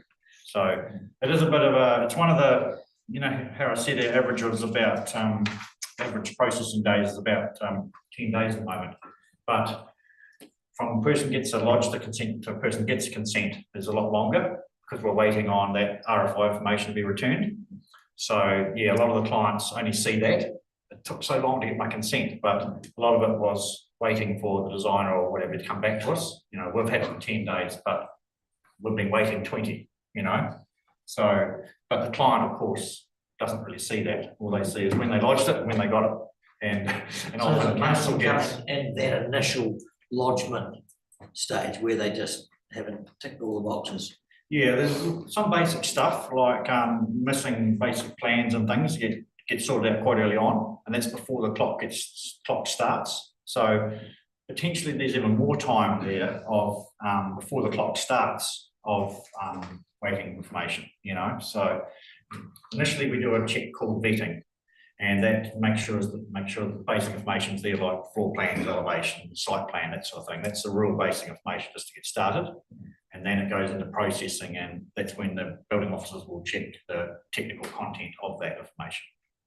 So is it private individuals that do these, or is it mostly commercial builders, or is it, you know, are there people trying to do it that probably shouldn't be trying to do it? Oh, yeah, there is mainly though it's designers and housing companies that apply for consents for dwellings at least. There's some homeowners that do it themselves, draw their own plans up and everything.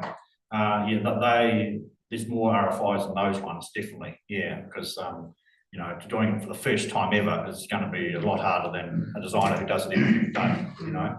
So it probably pays off to use a professional, because that could potentially save the time that we would spend trying to sort it out, and definitely be quicker, you know. Well, through the chair, if there's housing companies that are doing it all the time, they must be small technical things, or surely they're not making, they don't all the time. How the hell do I make mistakes?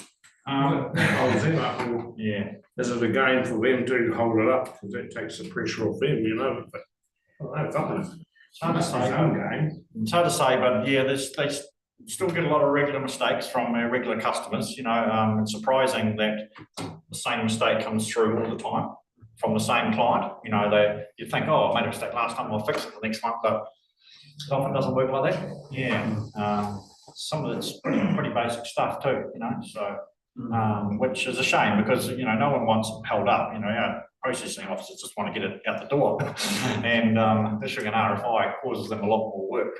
Yeah. So supplementary, so through this process, do you have in-house training with all these different companies to what they can do to make it better? Through the chair, I try to. Over the last few years, it's been a bit busy, but just last week I met with a garage company who and just talked through some of the issues, and so I'm trying to get out a bit more, talk to these people, but we don't. And a few weeks ago we had what we call a builders and designers breakfast, and so we invited all the builders and designers coming in, and we had about 25 there, I suppose, and gave them a bit of a heads up of the key issues in each area, and that went down pretty well.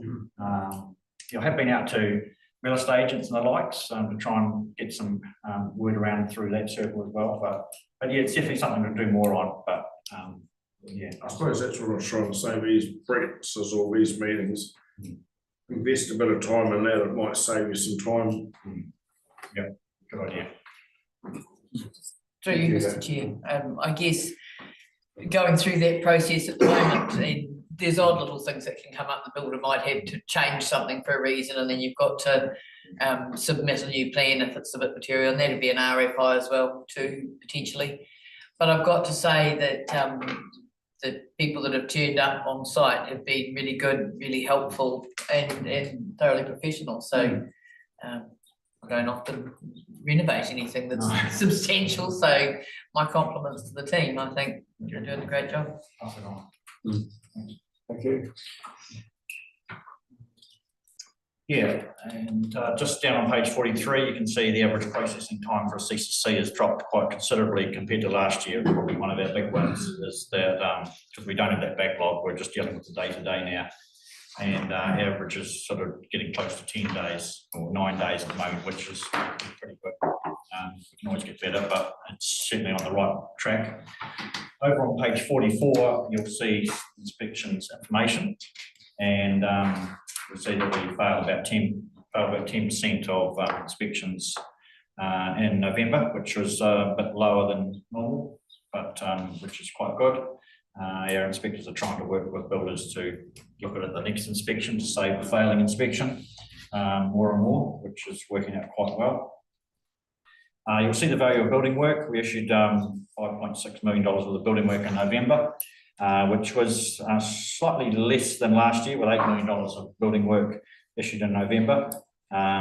So yeah, but there is definitely a bit of a dip around November, December, January, where the work's coming in due to the Christmas break, where everyone, designers generally go on holiday, which means not as many lodgements. On page 44, you'll see the notice to fix is issued. We've issued 2 in November, which is quite low, one for a garage and one for a tiny house. And then we've issued one certificate of acceptance in November and received 4 of them for the work that comes out of notice to fixes generally for the legal building work and the likes. But there's still 12 on hold. But yeah, that's stuck. Then over page 45, you'll see the certificate of acceptances that we issued for things like drainage. We're issuing a number of drainage consents for tiny homes now, and retaining walls and a span garage and a small cottage that was built within a consent. And topical information, I've mentioned last month about the Irons audit, but we're still working through resolution of that, but that should be relatively easy, I hope. And just a bit of an update on the tiny homes. NB have notified us that they've allocated a officer to process those 2 tiny homes. So that will be very interesting. The other ones that are joined in a T-shape, 2 tiny homes joined in a T-shape, and whether they're going to determine whether they're a building or a vehicle. And so that'll be very interesting. It will give us some guidance on what we should do with these. So that's the end of the building report. Can I just ask a wee question about that last item? So we've been informed by MB that they've been allocated a case manager. Yeah. Do the current homeowners, have they been given that information also? And Yes, through the chair, yeah, they've been, all the emails come to all of us. Yeah, so they've nominated an agent and they've been notified, yeah. So, yeah, I don't know quite how long it will take, but we know they're working on it, so I'd expect it within the next month or 2, I would think. Yeah.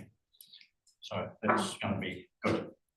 It'll give us a steer on where we should go on these, because it's coming up. I'll probably deal with tiny homes every second day. Right. And they're all slightly different. And yeah, it's getting harder and harder, to know whether it's a vehicle, whether it's a building. Yeah. Just out of interest, on Sunday nights, Moving Homes program, it's up in North Island. Did you see the program? I tried not to watch it, but I did. Okay. Tiny home on steroids with dual wheels kind of thing, But the final home had a fixed veranda around it, and it's all those challenges around classification. Is it a movable space or because it's been fixed with a veranda? So it's kind of interesting to me to Through the chair, it's all those things that make it a building or a vehicle. Yeah. You can see drainage with that as well, and people don't have drainage, and the verandas potentially needed a consent, but it didn't really say whether it had a consent or not. No. But it may have had a building consent, the whole thing. Yeah. But they still called it a tiny home. But yeah, it's just, I'm assuming that's the same things all other councils are going through. Yes. All the building managers I talk to are all going through exactly the same things as we are, because they're a very popular thing, a tiny home at the moment, because they're cheaper than building a house. And so there's no way you're going to stop them. So we just got to work out whether they're a vehicle, and then we can do their thing. Get a clear or whether determination. they're a building, and then we've got to do our thing. Okay, that's cool. Thank you. So yeah, it'll be good to have that tidied up. Through you, Mr. Chair, and I think that the government has got a big part to play in this, because it's obviously becoming more and more affordable as housing is more and more costly, and it's actually a really good option for people in 1 or 2 people. It's a great option, but the lack of clarity, and that's leadership from them. They're charging themselves with helping to fix the housing issue, making affordable homes, getting people in homes, getting them out of motels, where they get their fingers out of their behinds and actually put some time and effort into this, rather than every council having to spend so many resources all trying to come up with an answer. Just give us some. Could I ask you, the other councils are looking for the same thing, have we got any communications with other councils, like, are we a test case, or are we trying to do something that someone else has already done? Through the chair, no, all the councils are going through determinations on them, and some of them are going some way and some of them going other ways, so it's a bit unpredictable of what the result might be. But yes, some councils are even objecting to the determinations and going through the district and winning that way or losing that way. So it's so grey, and I think you're spot on there that there's no real defined direction of these. So rather than just always on the blaming game, and I'm not, we are part of LGNZ, so why is that not, why are we not collectively doing it by them? Why is it her? No, this doesn't make sense. Why is it her and her council? Why are we having to do it? We're part of LGNZ, so I probably disagree with you, and it might be a government direction. Could be a market direction too, so. Through you, Mr. Chair, they do set building regulations, which is what determines what they are, to be fair. And it's not fair on anybody's staff, all the people that are trying to, everybody trying to juggle it. So whoever it is, whether it's them or somebody else, but set a guidelines that are universal. Yeah. Mr. Chair, the now regulator is Envy, and in conversations directly with Envy, they believe that they've put enough information out there for councils to make decisions. And as Kerry mentions, pretty much every council is going back saying it's not enough.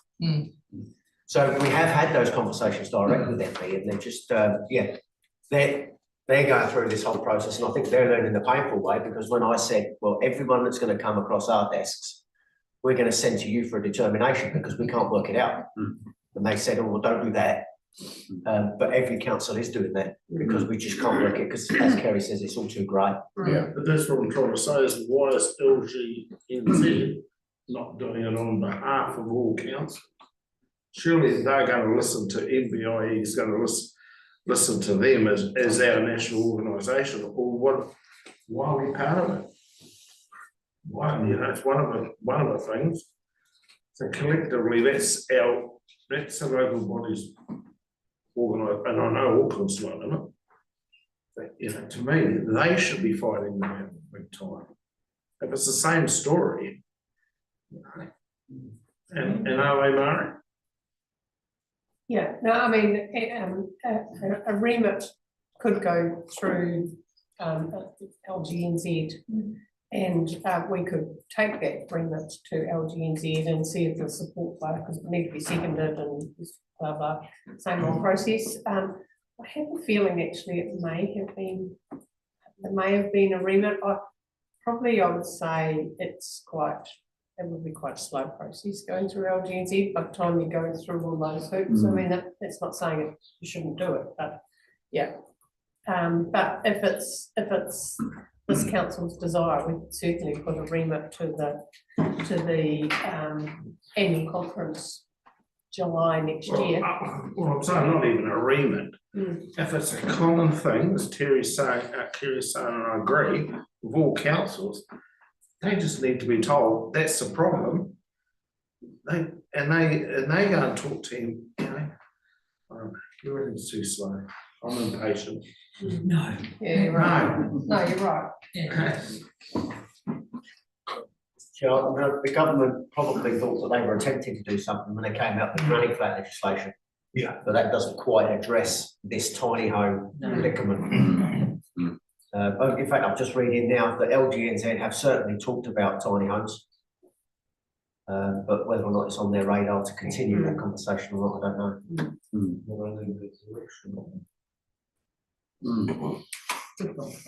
Yeah, thank you for that conversation. Yeah, carry on, Kerry. Okay, moving on to property on page 46, you can see all the current work that the team's going through there, which I don't think there's anything too new there from last month, so I'll just take it as read unless there's any questions. And maybe moving on to page 48, where you can see that the number of limbs have increased to one of the highest levels again, which generally means high levels of sales. but they're still being processed in under 5 days, so that's really good. The social housing wait list, we still have a little problem in Amberley with people waiting to get in social housing, but not too much of a problem in other areas. Social housing occupancies are at a high level, so they're all full, unless they're being renovated or fixed up. Over on page 49, we've got some cost savings here. A little bit of a cost saving exercise we were trying to do all the time. And we were trying to try and reduce our day-to-day operating costs there in the office a little bit, by quite a bit, actually. And yeah, just over the Christmas lockdown period, we're going to have some contractors covering for us over that period that be able to handle the day-to-day issues that may arise with housing and halls and other property related issues. We're going to have some contractor on call. And you can see up in the photos there on page 49, we've replaced a window for a fire there. We've changed the hot water cylinder on one of the units and kitchen, and updated it a little bit. And then a bit of property maintenance here on page 50 over the yard. There was quite a substantial cup of tea making room and laundry space, so we tried to make that a little bit tidier, which I think the guys are quite enjoying. Makes it a bit more easier to get everything done in that space. And the recycled, over the e-cycle, we're prepared a strip of land there so they can replace the windows in that building. And we've also fixed up, we think, the hot water problem at the Amberley pool by installing a dripper line there. They were getting quite hot water out of their drinking tap. And then there's some work completed by the advisory reserve groups on page 50 with new roofs at the Spotswood Hall and at Moore Bay Camp, and the restaining of the deck at the Rotherham Hall. And finally on page 51, a little bit of damage there. We had obviously the fire at Queen Mary, and we had a break-in at the Rutherford block. We had two fellas were found exiting that building after breaking the door down, and there was some downpipes stolen from the Hamner Sports Reserve that we have to repair. Report. Thank you, Kerry. Right, Fiona. I'll be quick. I think I do enjoy seeing the photos, very visual, and I think it's great to have a wee section that's other work completed by some of the reserve and advisory groups. I think that's a fantastic addition. Right, okay, thank you. Thank you. Yeah. So that's you done. Thank you. Yeah. Hey, look. Yeah. Have a happy Christmas and pass on our regards to the team. If we don't see them before Christmas, we probably won't. Thank you. Thank you. All the best. Okay. Yeah. Keep up the good work. Ho, ho, ho. Sorry, couldn't help it. Welcome, Dan. I think you're the last presenter. Last year. So we have at the most an hour. So we'll just keep it. Let's hope to leave early today. Get the CEO here so I can sneak off. Yeah. Anyway, I'll get on with it. So yeah, the ministry's report for last month. Not too much in the planner that's not covered in the report, so I'll go on to page 53. In terms of routine and reactive maintenance, sort of business as usual in a way, 11% reactive. We sort of budget on around 15, so sort of as to be expected. And yeah, a good number of routine tasks, mainly done in Amberley and Hamner Springs, which yeah, not uninspected. So I said, yeah, pretty much one of those months where everything that needs to be done got done. Moving to page 54. In terms of the mowing, yeah, definitely a lot more growth in November compared to what we've had so far in the spring. So yeah, I think the contractor probably struggled a bit keeping up. They've sort of got a mowing frequency of every 7 working days to go around. Probably didn't keep up as well as it could have with growth in some areas. So there was some areas and audits which they have failed and had to go back and rectify.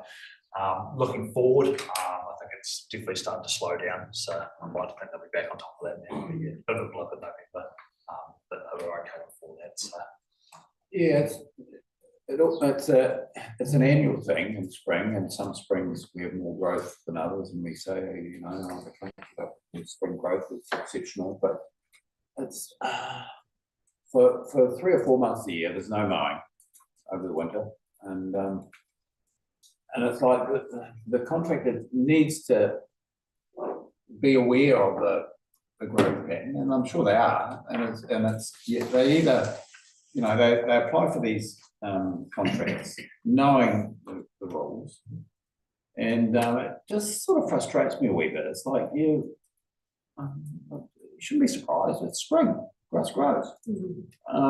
So they either ramp up for it, or they pull in other guys. That's what I do. I pull in other guys for that. It's only probably about 2 weeks that they need to just get round once more. And it's like, it's not rocket science. So I know you can't do any more than what you're doing, but it does frustrate me a little bit that, like, hey, it's the nature of the business. You're doing this business. Get on with it. And yeah. So what clout do we have? Just apart from saying, hey, look, guys, get on with it. I mean, Well, they do bring in extra resource. Obviously, the unfortunate thing with that is the other contracts that the contractor hold, they've got the exact same issues. So all the resource is busy, so there's only obviously infinite amount. I guess there is options of bringing other contractors in to cover those things. So I understand everything that Delta do is through Delta, they don't subcontract anyone. Like I said, yeah, we had discussions and they said they brought an extra resource, which I believe they have done. But yeah, like I said, it gets reflected in the audits, which affects their KPI scoring. But to be fair, their KPI score is really good because apart from November, the amount of failures has been very low. Yeah. So there is penalties if there was consistent failures, but there's not really been that in this new contract so far. Yeah. I think, Mr. Chair, if we make and this is one thing that we certainly wrestled with when we put that the current contract together, was if we make it too onerous, what happens is the contractor builds in risk, and then we end up paying for that risk. Yeah, that's right. So they hedge their bets on the fact that they'll win some, they'll lose some, they'll win a lot more than they lose. So they take that. What they don't want is a bad KPI score, because when people come to us as a reference for them tendering for other work, so that's really our biggest lever, is that we're on the end of the phone saying, yeah, you know what, 99% of the time they're really good for us. No, we accept that they're not going to be 100%, and like I say, we don't want to make it too onerous because they will build in risk and it'll be more expensive. Yeah. It's a frustration, no doubt. Yeah. You know, we deal with this in our own businesses, and So the failing of the audits, is there any pattern?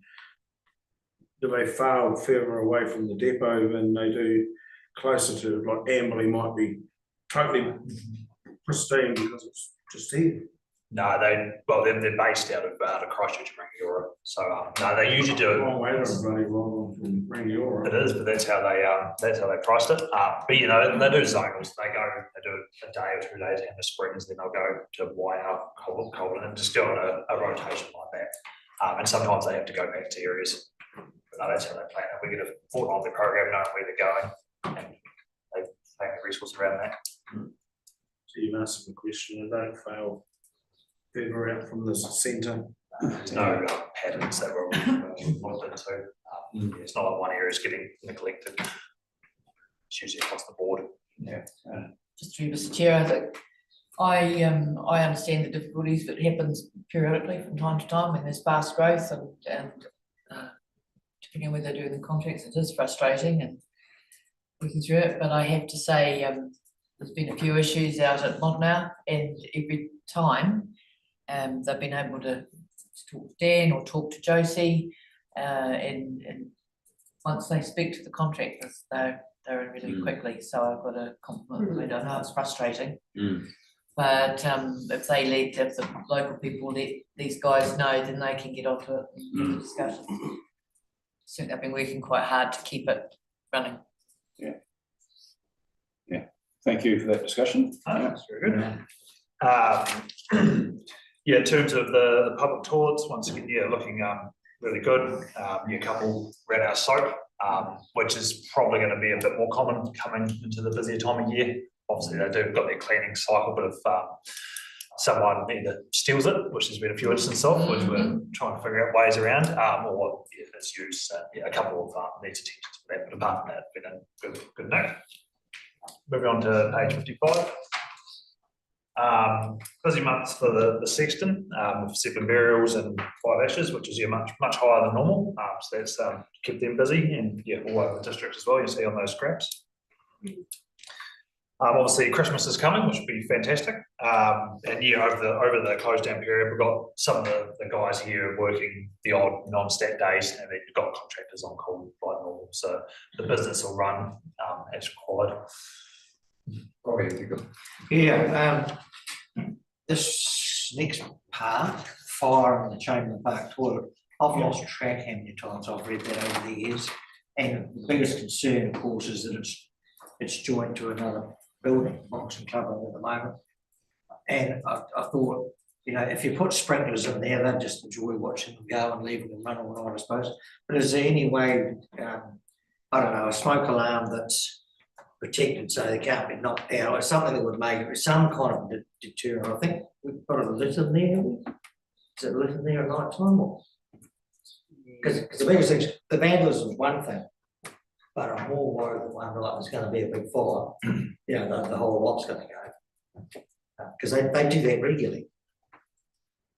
So through the chair, so we discussed this with the monthly meeting of the toilet cleaning contractor last week, and we've sort of got to the stage, similarly when we were down, there was Domain a couple of years ago, actually locking that toilet up overnight. It sort of got to that stage. Obviously there's a cost of locking and unlocking, but we should be able to do it with internal staff going home and the toilet cleaning contract opening it up. So what we did with down the Domain is locked it, advertised we're going to lock it because we're just getting it's just getting graffiti and damaged. And then I think the people who were doing that sort of moved on once they realised it was locked. So we might look at doing something similar. Like I said, it won't cost us anything because we can use people going home, but obviously there's the downside of that is after sort of 5:30, 6 o'clock at night, people can't use that toilet. But that's the price people pay for others' behaviour. So that's an option we're looking at the moment. So that one, I can't remember if the Boxing Club side of it, I don't think there's a toilet inside their part. I think they rely on that too, but even if they locked it each night or something. We give them a code. Yeah. Because I think we've got 2 little visitors back now, so.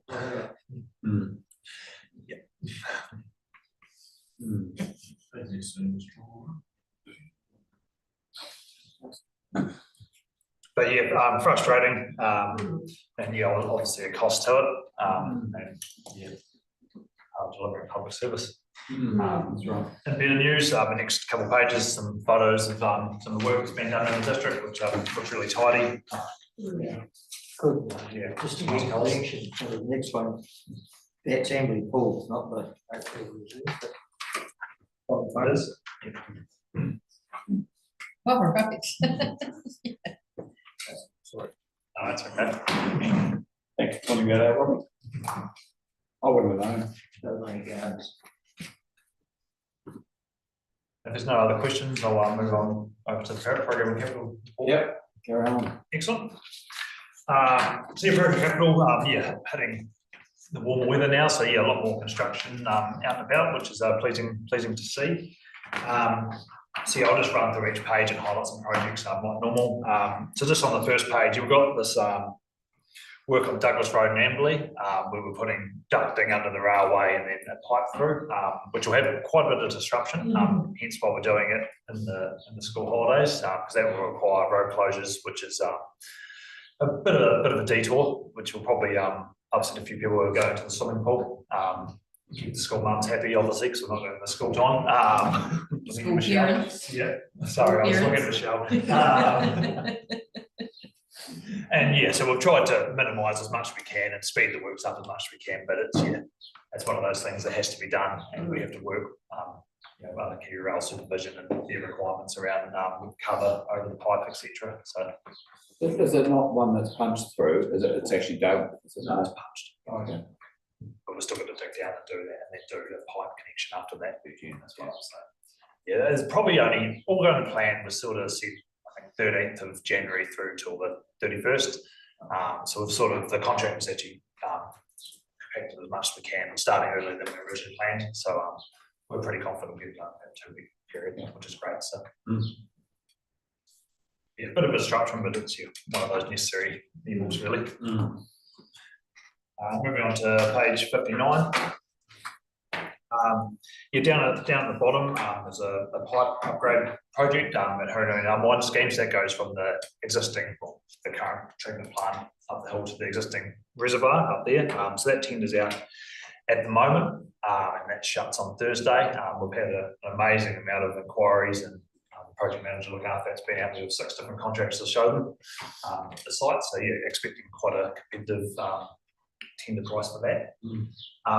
We also, the way the programs work this year, there's been a lot of water main upgrades which are going to happen around the same time. So we've sort of optimised that by buying all the pipe for every single one of those projects all in the one tender. So we're now to the 5 pipe suppliers, and by doing so, we saved about 10%, which is about 76 grand. So we had a price of one job. We said, well, why not bulk it all together? So we've done that, and yeah, the savings of that pipe order, which is about under 800,000, is about $76,000. So yeah, really good saving there. Putting it together. So Yeah, just a question, Dan, regarding when you're doing replacing an electric pipe like that.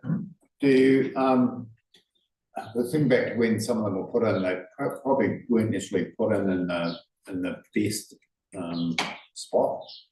And here we are, probably 30 years later, and probably possibly a better route or a go. So do we take that into account? And most definitely, it's always put in the most efficient place, and a lot of it's also working with existing landowners. Yes, this one here is through private property, so it's obviously getting an agreement with them, and usually they're the ones who say, "Why don't you put it here?" So no, we do that.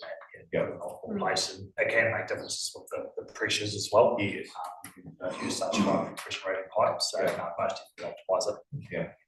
No, great, thank you. There's no other questions on the project 59. I'll move on to 60.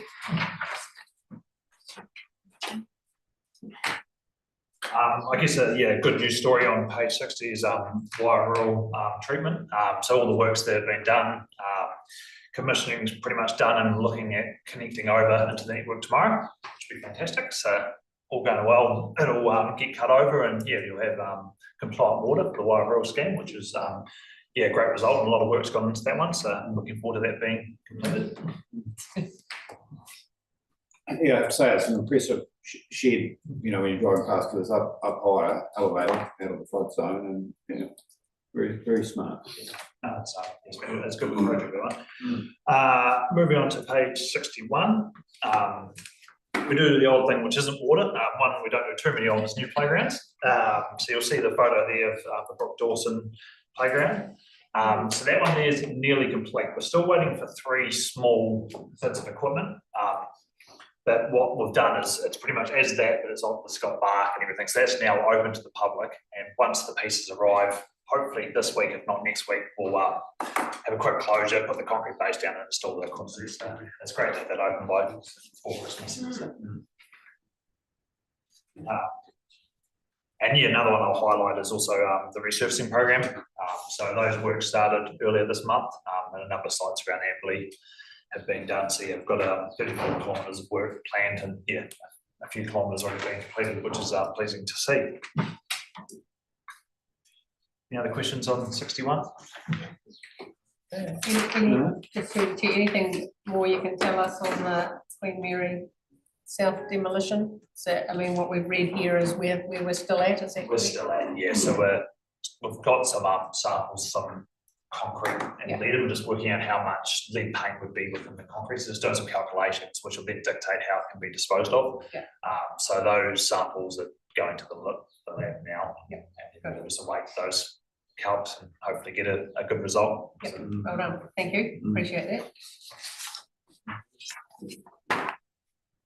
Moving on to page 62.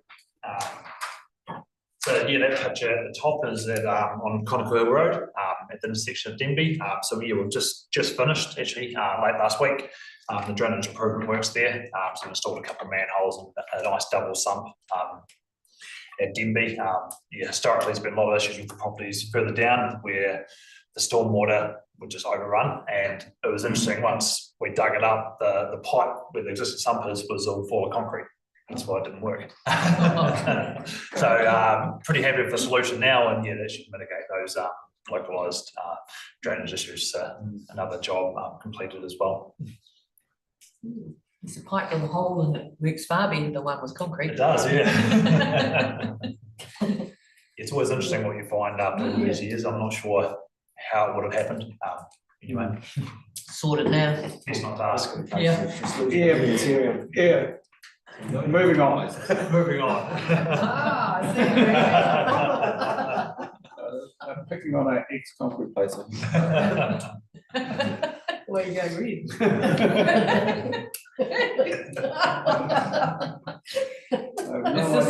We're in the silly season. You're all right, boss. Thank you, Dan. Yeah, and yeah, that's pretty much the report. Yeah, there's the appendix, page 64, showing the projects completed as well. And those, the number of that you ticked off will It's cool. increase greatly going into the new year, which is great. So Possibly not so much your area, but I noticed coming in the pond at Waikari, the wastewater pond there is good and low, which is good to see this time of year. Obviously, the irrigation side of it, it's sought after for this time of year. As I know in some years when we've had a wet winter and a wet summer, it's almost to its max. So. yeah. No, that's good. Okay, so you're done? I'm done, yeah. Okay, well, thank you very much. Thank you for all you presented through the year, and have a happy Christmas. And, Merry Christmas all. yeah, and try and have a good break. Yeah. Thank you. Don't think about us at all. Yes. Yeah. Okay. So would somebody like to move, Madam Mayor, seconder? More. Yeah. Thank you. All those in favour say aye. Aye. Against? Carried. Thank you. I think we have one more little page somewhere. There's a little page on page 73. And I think we can get rid of that one too. And there's nothing more to go on, so we've got a clean slate. So, action sheet.